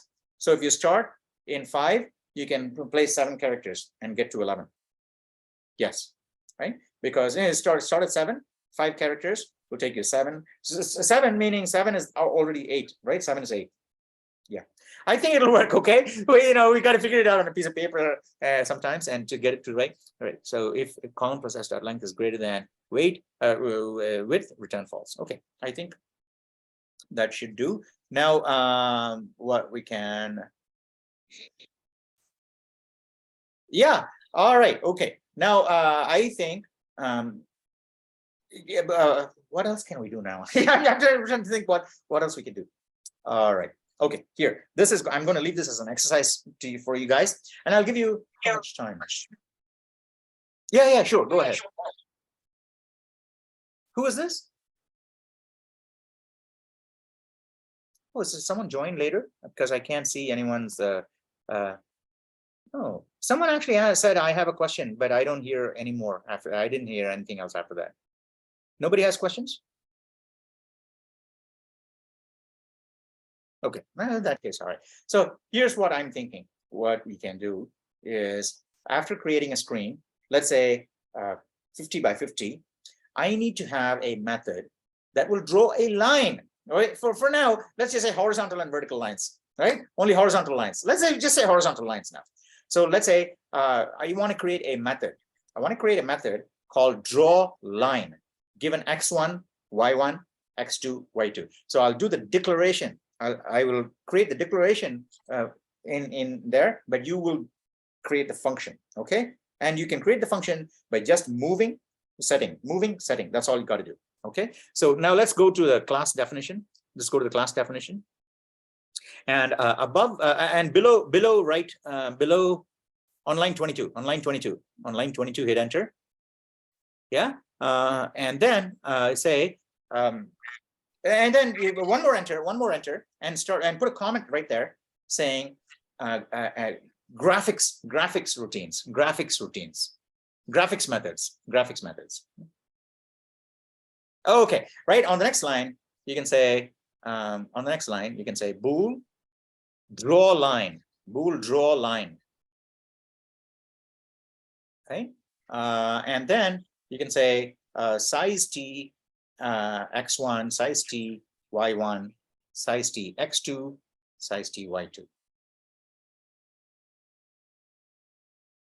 Right, no default values. So when someone calls this function, they got to say, I want a line from 0, 0 to 4, 4, right? In this case, you're only doing a horizontal line. So let's say draw horizontal line for now, right? Let's say draw horizontal line, not just draw line, just say horizontal line, draw horizontal line. And because it's a horizontal line, we don't need to give y1, y2. So you can basically say draw a size t row, right? Because in a draw horizontal line, size t row. So let's do size t row, right? Comma, and then say size t y1, comma size t y2. So basically on this row, draw a line from y1 to y2. That's all we're saying. So all you have to do in your method is position the cursor at that row, comma y1, and then draw a dot or something, right? And then position the cursor at the next line, next position, and do it by repeatedly positioning the cursor rather than saying, well, I just need to do this repeatedly from there, bam, bam, bam, bam, bam. Don't do that, because eventually you're going to be drawing a line that's not just horizontal. Yeah, you're going to be drawing a line that's slanting, which means that you position the cursor there, put a dot. Now position the cursor here, put a dot. Put the cursor there, and you got to be doing that in a loop, and you get a slanting line. Does that make sense? We're not going to do slanting lines yet. Hopefully we may get to a slanting line at the end of this class. But doesn't matter. You can do a slanting line on your own and share on the Reddit too, if we don't get to it at the end of class. But that is where we're going with this, right? Because once we're able to draw a line, once we're able to draw slanting lines, then you can create a method saying draw a figure, right? A figure that's made up of multiple lines. And say my screen dot draw a man, okay? And then we'll go and draw a square and a stick man right there, bam, like that. One function call and gives you a stick man. Yeah, and then you can draw create another function that's erase stick man. That'll just do exactly the same thing, but put spaces instead of the dots. That is where stick man is gone. Now you can have a method in your main that says draw a stick man, right? Now wait for 5 seconds, or wait for sleep for 1 second. Now change the y coordinates so that you know that the x coordinate is the same, but the y coordinates move to the right by one position. Now draw again. No, clear the old man and draw one more, right? The whole person would have appeared to have moved to the left.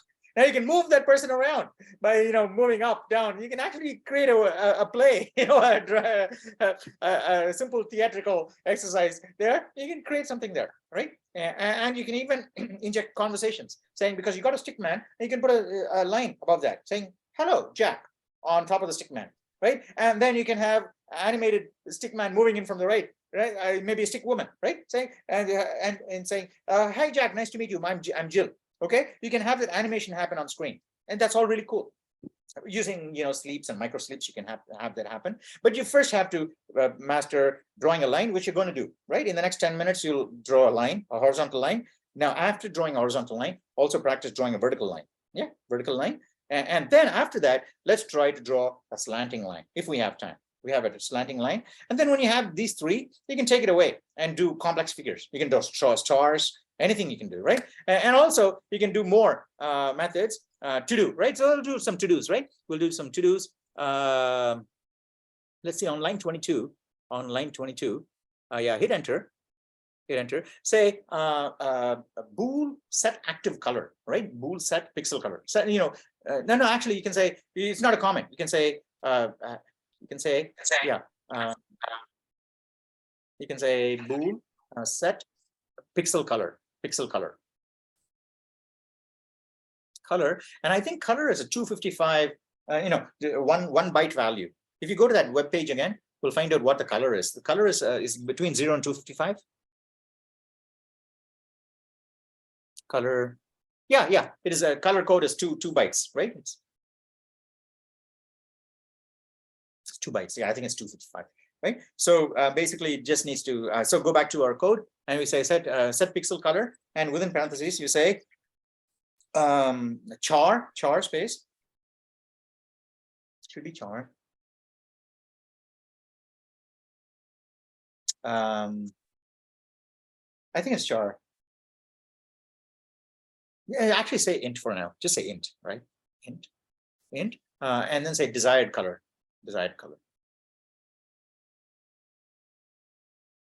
Yeah, underscore, desired underscore color. And semicolon. Now you can put a semicolon there, and then on the right you say to do. Comment out the whole line now. Comment out the whole line now, because that's what you're going to do later. Later, not now, right? Later, right? And then on the right, one more comment saying to do, right? And also you need a to do for on line 27. Put a semicolon on line 27 at the end. At the end of line 27, put a semicolon and put a to do there. That's what you guys are going to do, right? You're going to implement that. You are going to implement that in the next 10 minutes. You're going to implement a line, implement a method together, all of you. And Elijah now will not code. Okay, well, he'll be typing. He'll not code, meaning that he'll just be on hearing and typing mode. And so someone else other than Elijah has got to call out the code that Elijah will type in, just like I'm doing now, right? And it doesn't have to be one person, many people, right? So it could be, Erica and Amrata and Ruji, all of them could call out code at the same time, and Elijah will type it in, and you can all cross and correct each other. That's all fine. Okay, that's the way coding usually happens. Okay, so those things you need to do. And before I hand over to you, I want to look at that other page one more time to see how the color is actually sent, right? You don't have to do color now. You can do color later. How do you send the color? Do you have an example where they send the color? Have an example where they send the color? No, can you go further up? Can you further up? A little bit more, please, if you don't. A little bit more. Yeah, I think you got to send the number. Okay, the value. All right. Yeah, I think we can do that. That's fine. So we got to send. We send it as the 255. The number between 0 and 255. That is a color. What I was trying to find out was whether that needs to be sent as a character, meaning that is an ASCII value, and send it as a character, or you have to send it as a number, like 20, like 48. Should you send it to ASCII 0 or 48? It's actually 48. Okay, that's we found out. We don't need to worry about that now. Are you guys comfortable enough now? What time is it? It's 9:40.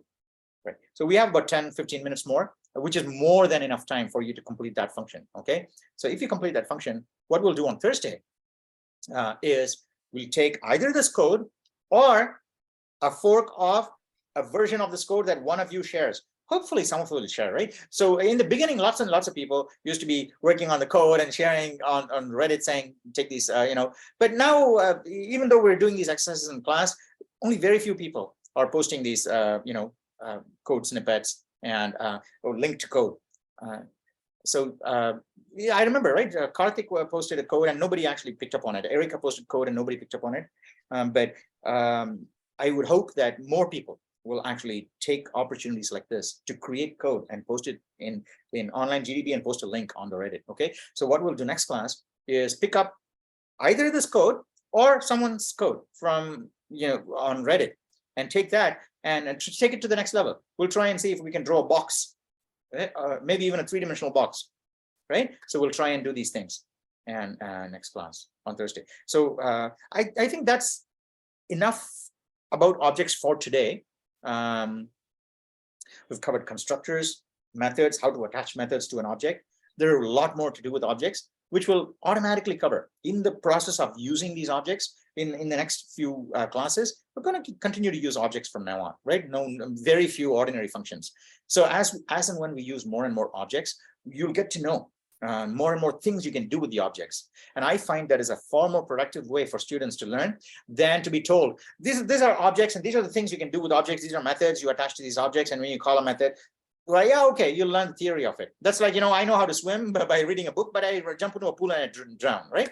So this way we actually learn by saying, all right, let's get in the shallow water first and we'll code something. We'll see if it works, right? And here's an object. That's how the object behaves. Now we want to try and make the object behave differently. This is what you do, right? So you do this, and the object will behave differently, right? This is how you add functionality to objects. So here's how you can take an object, make it something else, make it a different object. All of that we'll learn by actually doing rather than by saying this is how you do it. Okay, so we'll do that in the next few classes. And I think we have a reasonable substrate now. We have something that is capable of growing. So we started off with a simple project. This is a very simple project, but I think this has scope for developing more and more and more, so that by the end of 4 or 5 lectures from now, this would have morphed into something really cool, right? We would actually have something that does something exciting that you can share in online media, right? Not just on Reddit. I'm talking about even if you go to other professional forums like Stack Overflow and things like that, you can say, hey, here's something cool that we did in class, and maybe it'll be useful in general. So that's what you got to do. So are you guys happy with this? Are you feeling confident that you can write the draw horizontal line function? It's very similar. You just have to look at the set pixel and all the other things that we've done. You can just model it right after that. Can you just are you comfortable enough and confident that you'll be able to write that function? It's no more than five lines. Okay, I can tell you 5 or 10 lines max, not even 10, right? I'm pretty sure it's between 5 and 10 lines, right? 7 or 8 lines, that's all. So can you do this? Please raise your hand if you think you're confident enough and comfortable enough to take a crack at it. It may not work, that's okay, but you want to be just comfortable, right? You want to be comfortable in being able to code that. Raise your hand if you're comfortable with coding that, then I'll hand it over to you guys. I'll turn the laptop around. I won't be in your face. You guys converse with each other, no silence, okay? Converse with each other and call out the code that Elijah will type, and then try it out too. Try it out. So draw a line draw a line. Get a 50 by 50 screen. Draw a line on row 25 from position 12 to 18, right? Or something like that. Draw a line, draw a horizontal line, and have that happen. So, can you raise your hand if you're confident that you can give it a crack? No, you can't shrug, Erica. You got to say yes or no. All right. We can try. Yes. Okay, well, that's two hands. All right. All right. Erica's going to try. Everybody else okay too? Is everybody okay? Just not just Erica, okay? Just tell me if you're comfortable and confident doing this. Otherwise, what I'll do is, well, I'll say, okay, well, you know what? I'll have to wait until Thursday, right? Because we'll have to do it together on Thursday.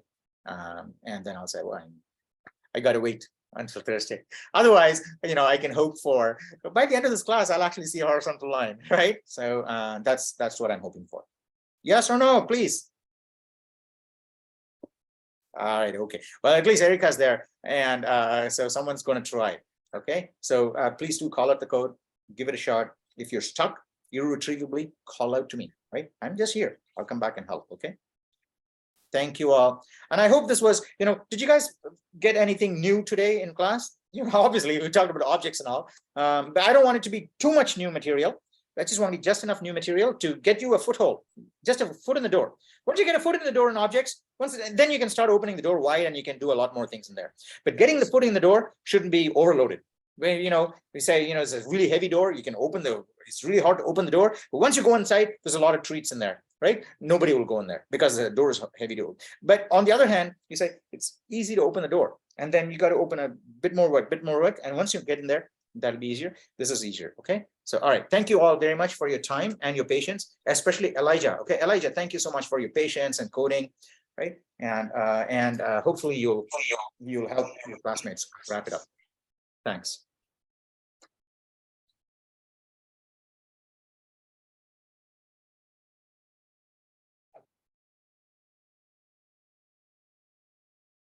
So what do you guys think? I am confused. Would we maybe do like a 4 and just call the set pixel add? Like a dash or something, right? Yeah, because like if we're just setting a pixel, like it's just like doing that multiple times, and then we just change like the Y value, Mhm. which is like the column, right? Yeah. I think so. Yeah, because it would just kind of increment. Let's try that.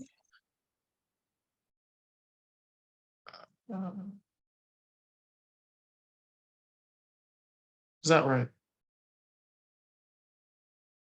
Yeah. So we can just start with a for loop.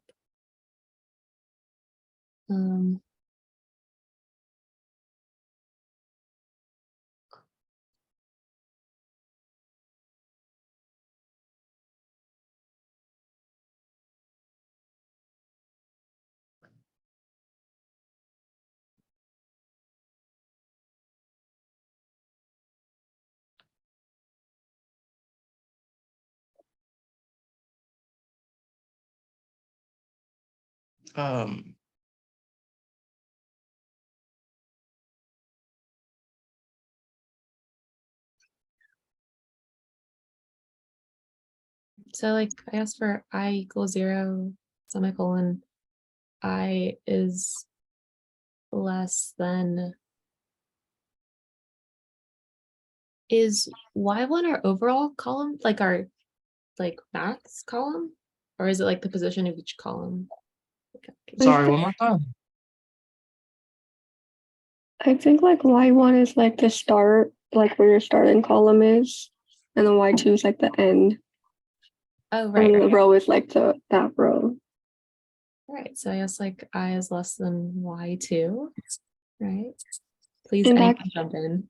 In that case, if we're doing it, would be like I equals Y1, like we start. Right, yeah, the start. Fair. Oh yeah, int I equals Y1 or something, or size p Y equals Y1. I see size, yeah. Yes. Oh.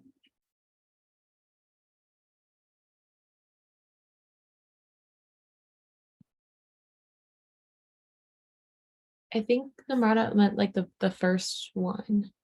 Yeah, so like Yeah. over there you can just do like starting yeah. with and then you can do less than Y2. Y2. Mhm. Or would you do less than equal to? Because if we're going all the way till there. Right, yeah, less than or equal to Y2, I plus plus.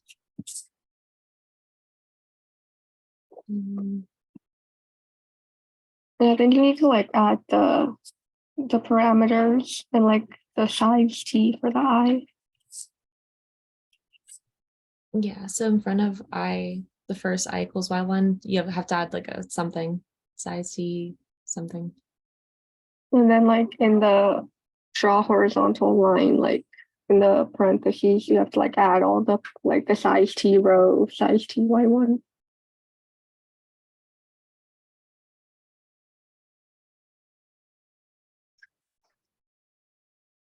And like y2 also, size t y2.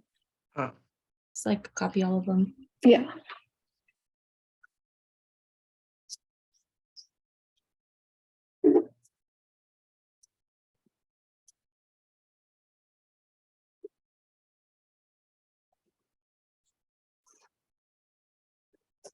And then we could probably use set pixel inside of it and then add like a dash. Okay. All right, so set pixel at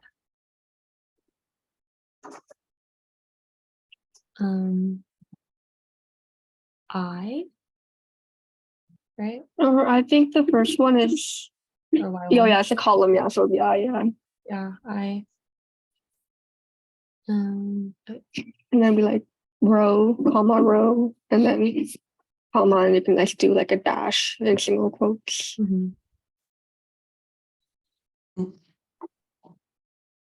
Yeah, inside.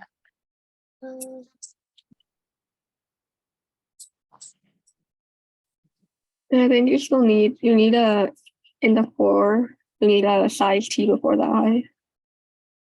oh, What comes there?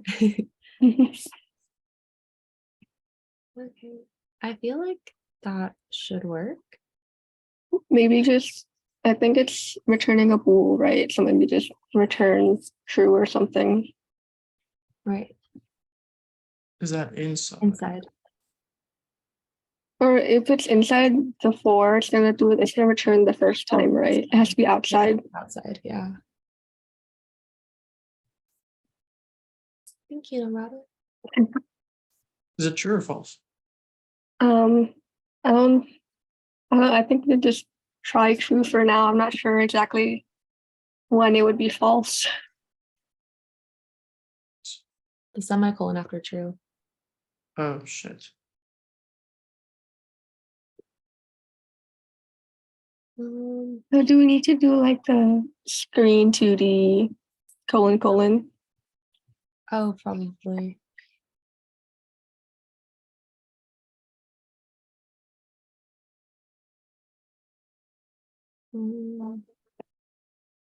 There's no definition.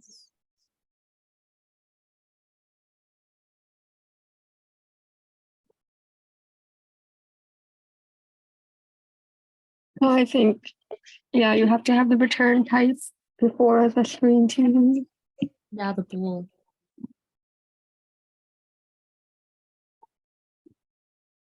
Wait, what? So put bool in front of, right, like in front of screen 2D On line 31. and on line 31. Are you sure we didn't do it here? I think what he gave us on 27 was just like, oh, like the framework, and like we're just redoing it on 31. So we're doing, yeah. And I think the reason like that one doesn't have it is because it's a constructor, so it doesn't like return anything.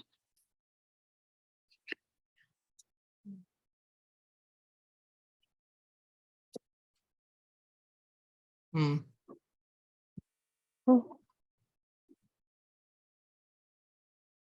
Oh, we have to call Are it. we actually using it? Yeah, we're not using it. My screen dot.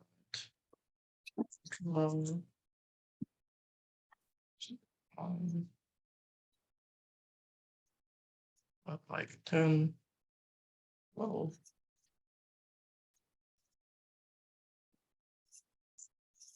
I think you need 3 args because it's like, yeah, like the row y1, y2 when you're calling it. Wait, one more time? Oh, Like it needs 3 arguments. So Oh. you'd have like your row, the y1 and then y2. yeah, so the second one is where it starts and the third value is where it ends. for our lines. Um, Yeah, we can do it. Yeah.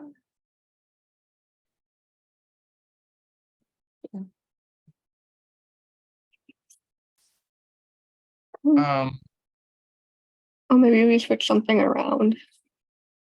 Yeah, maybe. What 'Cause else? it looks like it's doing the right thing, just in the opposite The direction. rows, yeah. So maybe like, what did we do? Club. Did you? that didn't work at all. No, it's like inside of our function, I think. Where'd our function go? I think maybe switch I and row in the set Yeah. pixel. Yeah. It made a line though. It's just segmented. Mm, Oh my god. Hey, Yep. sweet. We did it. It's done? Congrats, guys. We Yeah. yes. Yeah. Hey, that's really cool. All right, let me take a look. Is that okay? Yeah, Yeah. please. All right. Let's see. So what did you, oh, you drew a line from column 0. Did you draw a line from column 0? I think from 1. Oh, 1. And it started there? I thought 0. I thought that the leftmost thing was 0. Why did it? And what is that red dot on in the margin? Got a red dot in the margin. I just clicked it. I don't know what that does. Oh boy! Wow, you know what? I think that is probably a debugger. This is Yeah. online GDB. Mm-hmm. Oh, online GDB has a debugger built in now. That's very cool. Actually, get that red dot and run it. I'll see if it stops there. Yeah, run it now. Let's see if it stops there. It didn't. I don't know what the red dot means. I thought it was a breakpoint. It might just be like Never mind. something's wrong with this. Look at it later. Yeah. Right, don't worry. Okay, so why is it? Oh, you are drawing from. Yeah, No, 10, 1 and 0 are 1. the same thing. Or it does the same Oh, thing. 1 and 0 are the same thing. Huh. In our thing, we did it. They made IY1. I don't know. Well, I'm going to leave that for you guys to investigate and find out what the hell is going on. Why is 0 and 1 the same place for ANSI? It's not even to do with C++ programming, right? You got to check it out. Maybe you can do some a few experiments. Basically, in your program, you want to write a simple dummy program saying set pixel star at 0, 0, set pixel star at 0, 1, and see where the 2 are, right? Oh no, star at 0, 0, and let's say dash at 0, 1, and see if they actually show up in 2 different locations. And so those are experiments you can try and find out. It's not a big deal. The only gotcha there is that our corner cases where we're checking for, oh, is the string going to be off screen, right? Then we have to say, oh no, that's column number 1, not 0. Then I got to account for things. Now you may be wondering why do these methods return bool? You're saying set the pixel. Why does it need to return bool? And that's something I realized when I was out there. I realized, oh, that's probably something that's potentially confusing to the students. The reason why we return these values is so that when in my main I call that function, I need to know whether it succeeded or not. Yeah. So if I say, set pixel at line at column X, Y, and then I just blindly assume it didn't, it worked. And then said, yeah, well, all right. And then I tell the next statement, hey, now, right, I set a pixel somewhere, go and draw a circle around it. But that pixel was never set. This function will not know what to do. Yes. Therefore, I need to have some way of knowing if I call a function, I need to know whether it succeeded or not. So unless you're 100% sure that there's no way this function could fail, you should generally return a true or false, saying, hey, I succeeded and false, right? So that's why if it succeeds. So now you can say, if set pixel, then draw a circle around it. So if the set pixel failed, then you won't draw a circle around it. That's the reason why it returns a bool. Does that make sense? Wait, what was So that? you get the hang of it, right? Yeah, you'll get the hang of it eventually as we write more and more functions that return values. We'll get the hang of it, saying, well, that is why it returns a Boolean, right? Rather than being void. If it's void, you don't know whether it succeeded or not. But Boolean means, well, you know what? Whether I succeed or not doesn't matter, but I'll tell that person whether I succeeded or not. That is what that thing means when you return a value, right? So this is absolutely cool. I'm glad that you were able to write, create the, this method. Here is something for homework, and hopefully you can do this and post it in Reddit also. I want you to draw a stick man, okay? A stick man, it's actually very easy, right? To draw a stick man, forget a stick man for now, okay? First, you need to draw one more method, draw a vertical line, right? So yeah, to do, yeah. And then on the next line, say number one full stop, right? No, inside your comments, everything inside comments, because this is some stuff you're going to do, right? Implement a method called draw vertical line.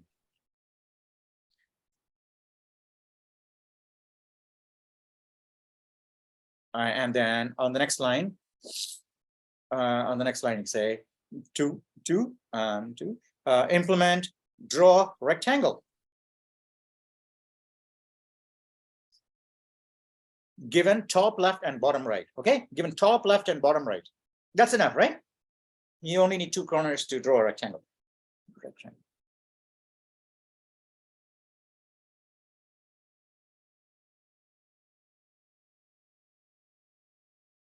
Okay, and finally, if you've done those two, this should be easy. You want to draw a stick man, and a stick man, it should be very simple, okay? A stick man, let's not do a stick man with angles for arms and legs, because angles are harder. Because we don't drawing an angle line on an ASCII interface, generally any pixel-based interface, involves some nuances, which you'll actually find out in 2D. You're actually going to do that anyway, because the lines will appear jagged. When you draw a line on a screen, it'll appear jagged because it's got a break, right, from one row to another. That's a break, a jagged, step there. There you can employ some very simple algorithms to make sure that where the jaggedness, the zigzags, right, where the zigzags occur are the most least aesthetically displeasing places, right? Meaning that you don't have them scattered all over the place. You have them equally spaced and things like that. So the line, even though it's slanting, it won't look like a, sloppy slanting line. It'll look like a neat slanting line, even though it's broken in certain places. The breaks will be placed aesthetically pleasing. So we won't do that. However, so your stick man can be drawn without any slanting lines. Okay, square. Okay, a square for the without on the next line, comment, and then indent in. No, not for indent in. We're going to say what the stick man is made of, right? Indent in. More. Yeah, okay, there. I want to say a head is a square. A head is a square of, I don't know, x, x by x or something like that. Yeah, x by x pixels, right? And then you want to have a torso, right? A torso right under the x, under the head. It's a vertical line. On the next line, you can go to the next line and say torso is a vertical line under the head. Torso is a vertical line under the head.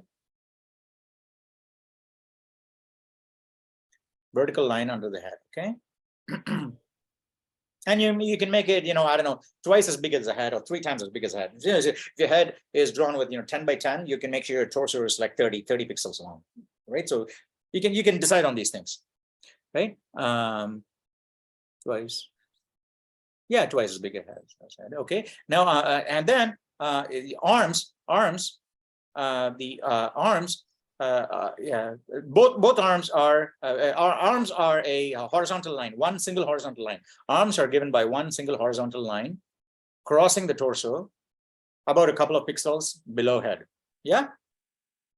So basically you have a vertical line and then your arms are like that. So those are the arms like that. Okay. So the head is here, that's the torso, and that's the arms, like vertical line right there. And that's possible too. Now horizontal line for your arms. Okay. And then and both legs again are going to be horizontal lines. The stickman doing splits there. Okay, like a dancer. Yeah. Okay. So it's going to be a horizontal line at the bottom of the torso. It's going to be a horizontal line. Yeah. Again, you can make it, 3 times as wide as head or 2 times as wide as head or something like that. You can decide on these things.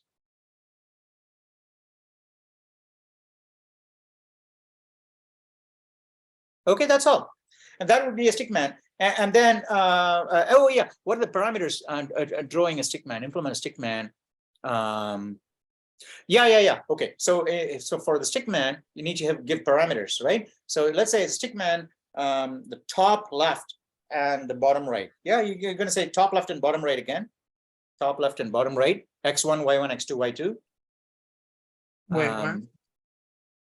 Yeah, implement stick man, draw stick man, given top left and bottom right, given top left and bottom right, and you can get rid of without standing lines, given top left and bottom right. Yeah, and then the entire stick man has to be contained in there. So it's I could say I want a stick man from 0, 0 to I don't know 25, 10. Right, so there's a vertical rectangle, and so you can say, well, you know what, 10. So the width is 10, so the head width should be 10, right, or something like that. And then torso, that person could be 25 pixels tall, because the feet, the legs will be at level 25, and the arms you could select. Right, head is from 0 to 10 or 0 to 5. Arms could be at 7. Something you can just decide. Play around with it. Right. The cool thing here is that in the process of doing that, you'll have a lot of opportunity to play, trial and error, experiment, and it'll be fun. It'll be fun experimentation, because you'll get a stick man, draw it, and say, hey, you know what? I thought this is what it's going to look like. And the stick man looks like that. Okay, so I'm going to change things around.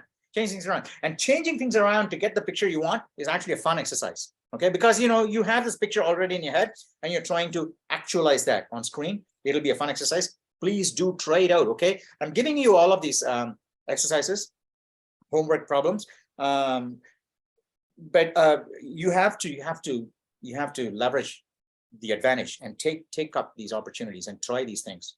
And again, practice is key to mastery of any art. Okay, dancing, music, computer programming. And the practice here's what I think I found about practice. Practice is not just doing things repeatedly and then moving on when you got it right. That is not practice. Okay, doing things until you get it right is not practice at all. Because if you do things until you get it right and then move on to the next thing and next thing and next thing and onwards, these things will be forgotten. Practice, in my opinion, is the deliberate. It's got to be deliberate and conscious practice of something you already know how to do, right? Because in music, for example, you got a phrase or a line, you got it all sequenced and played okay, right? That is not practice. That is just getting it right the first time. Practice is after you've got it right, you got all the notes in sequence, right? Doing it repeatedly, and the reason you're doing it repeatedly is so that your brain feels bored enough, right? It's important, very important. That is why lots of people don't practice. Many people don't practice because practicing is boring. However, practice can be turned into something that is not boring if you have a vision of the finished product. If you have a vision of the finished product, it'll pull you through the boring part, saying, well, that's what I'm going towards. Now, why does it need to be boring? It needs to be boring because, right, when you're doing something and you have to be consciously engaged and saying, oh, I got to do this, boring, I can't talk to you, I can't do this, I can't have fun, listen to that joke because I'm doing this, it's boring. Your brain will automatically figure out a way to make it less boring. Guaranteed. Okay, nobody ever in this world wants to be stuck doing a boring task if they can help it. Yes or no? Okay, so if you're stuck doing a boring task, it's self-inflicted. Okay, self-inflicted. You're saying, I'm going to be doing this boring task repeatedly because I want my brain to figure out a way in which it can become non-boring. And the way it does that is just by saying, all right, so my brain wants to do a lot of interesting, exciting things. As long as it's doing this, I can't do my exciting stuff. So what I'm going to do is take all that thing that I'm doing now and relegate it to my subconscious so that I can just do it without thinking, right? So your brain will figure it out. It'll automatically come out of you without you having to put in any effort. And when that happens, that is when your practice has actually had an effect. So the goal of practice is deliberate and conscious exercise of repeating something that you already know how to do, to make it boring enough that your brain will just say, it's too boring. I'm just going to let my automatic system take care of it. And I'll let my mind take care of something more interesting, right? So we need to get to that stage. Lots of people don't get to that stage. They say, I got it right. No, I tried really hard. I got this quest to work. I'm going to move on to the next one. Yeah, okay. You don't really get anything out of it. Maybe you get a grade in this class, but you don't get anything out of it for life. The way to get anything out of it is keep doing it again and again until it just becomes automatic. The automatic response is what practice is usually good for, I think. I don't know. All right. So try it. And so all these exercises, they're meant to give you practice. That means that some concepts may be unclear, not, don't know, it's confusing, for loops and so on. Yeah, okay. Do it. But once you've got it right and you have an idea of what goes on, should not stop. Okay, keep doing it until it becomes second nature. Then you can move on. Once it becomes second nature, you can move on. There's a lot of things to do after that. Yeah, but you have to keep at it. All right. Thank you all very much. I'll see you on Thursday. And on Thursday, we'll hold take on. this code and Can Elijah you have share a the question? code? Ah, sure. I can't say sure. Elijah's got to say. Sure. Thanks, Elijah. Oh, I see. You mean share the code on Reddit? I thought he was going to put it up on screen again and we'll have another question, but it's 10:09. Hey, you're well into your next class already. All right. Thank you all so much for bearing with me. I'll see you all again. Bye.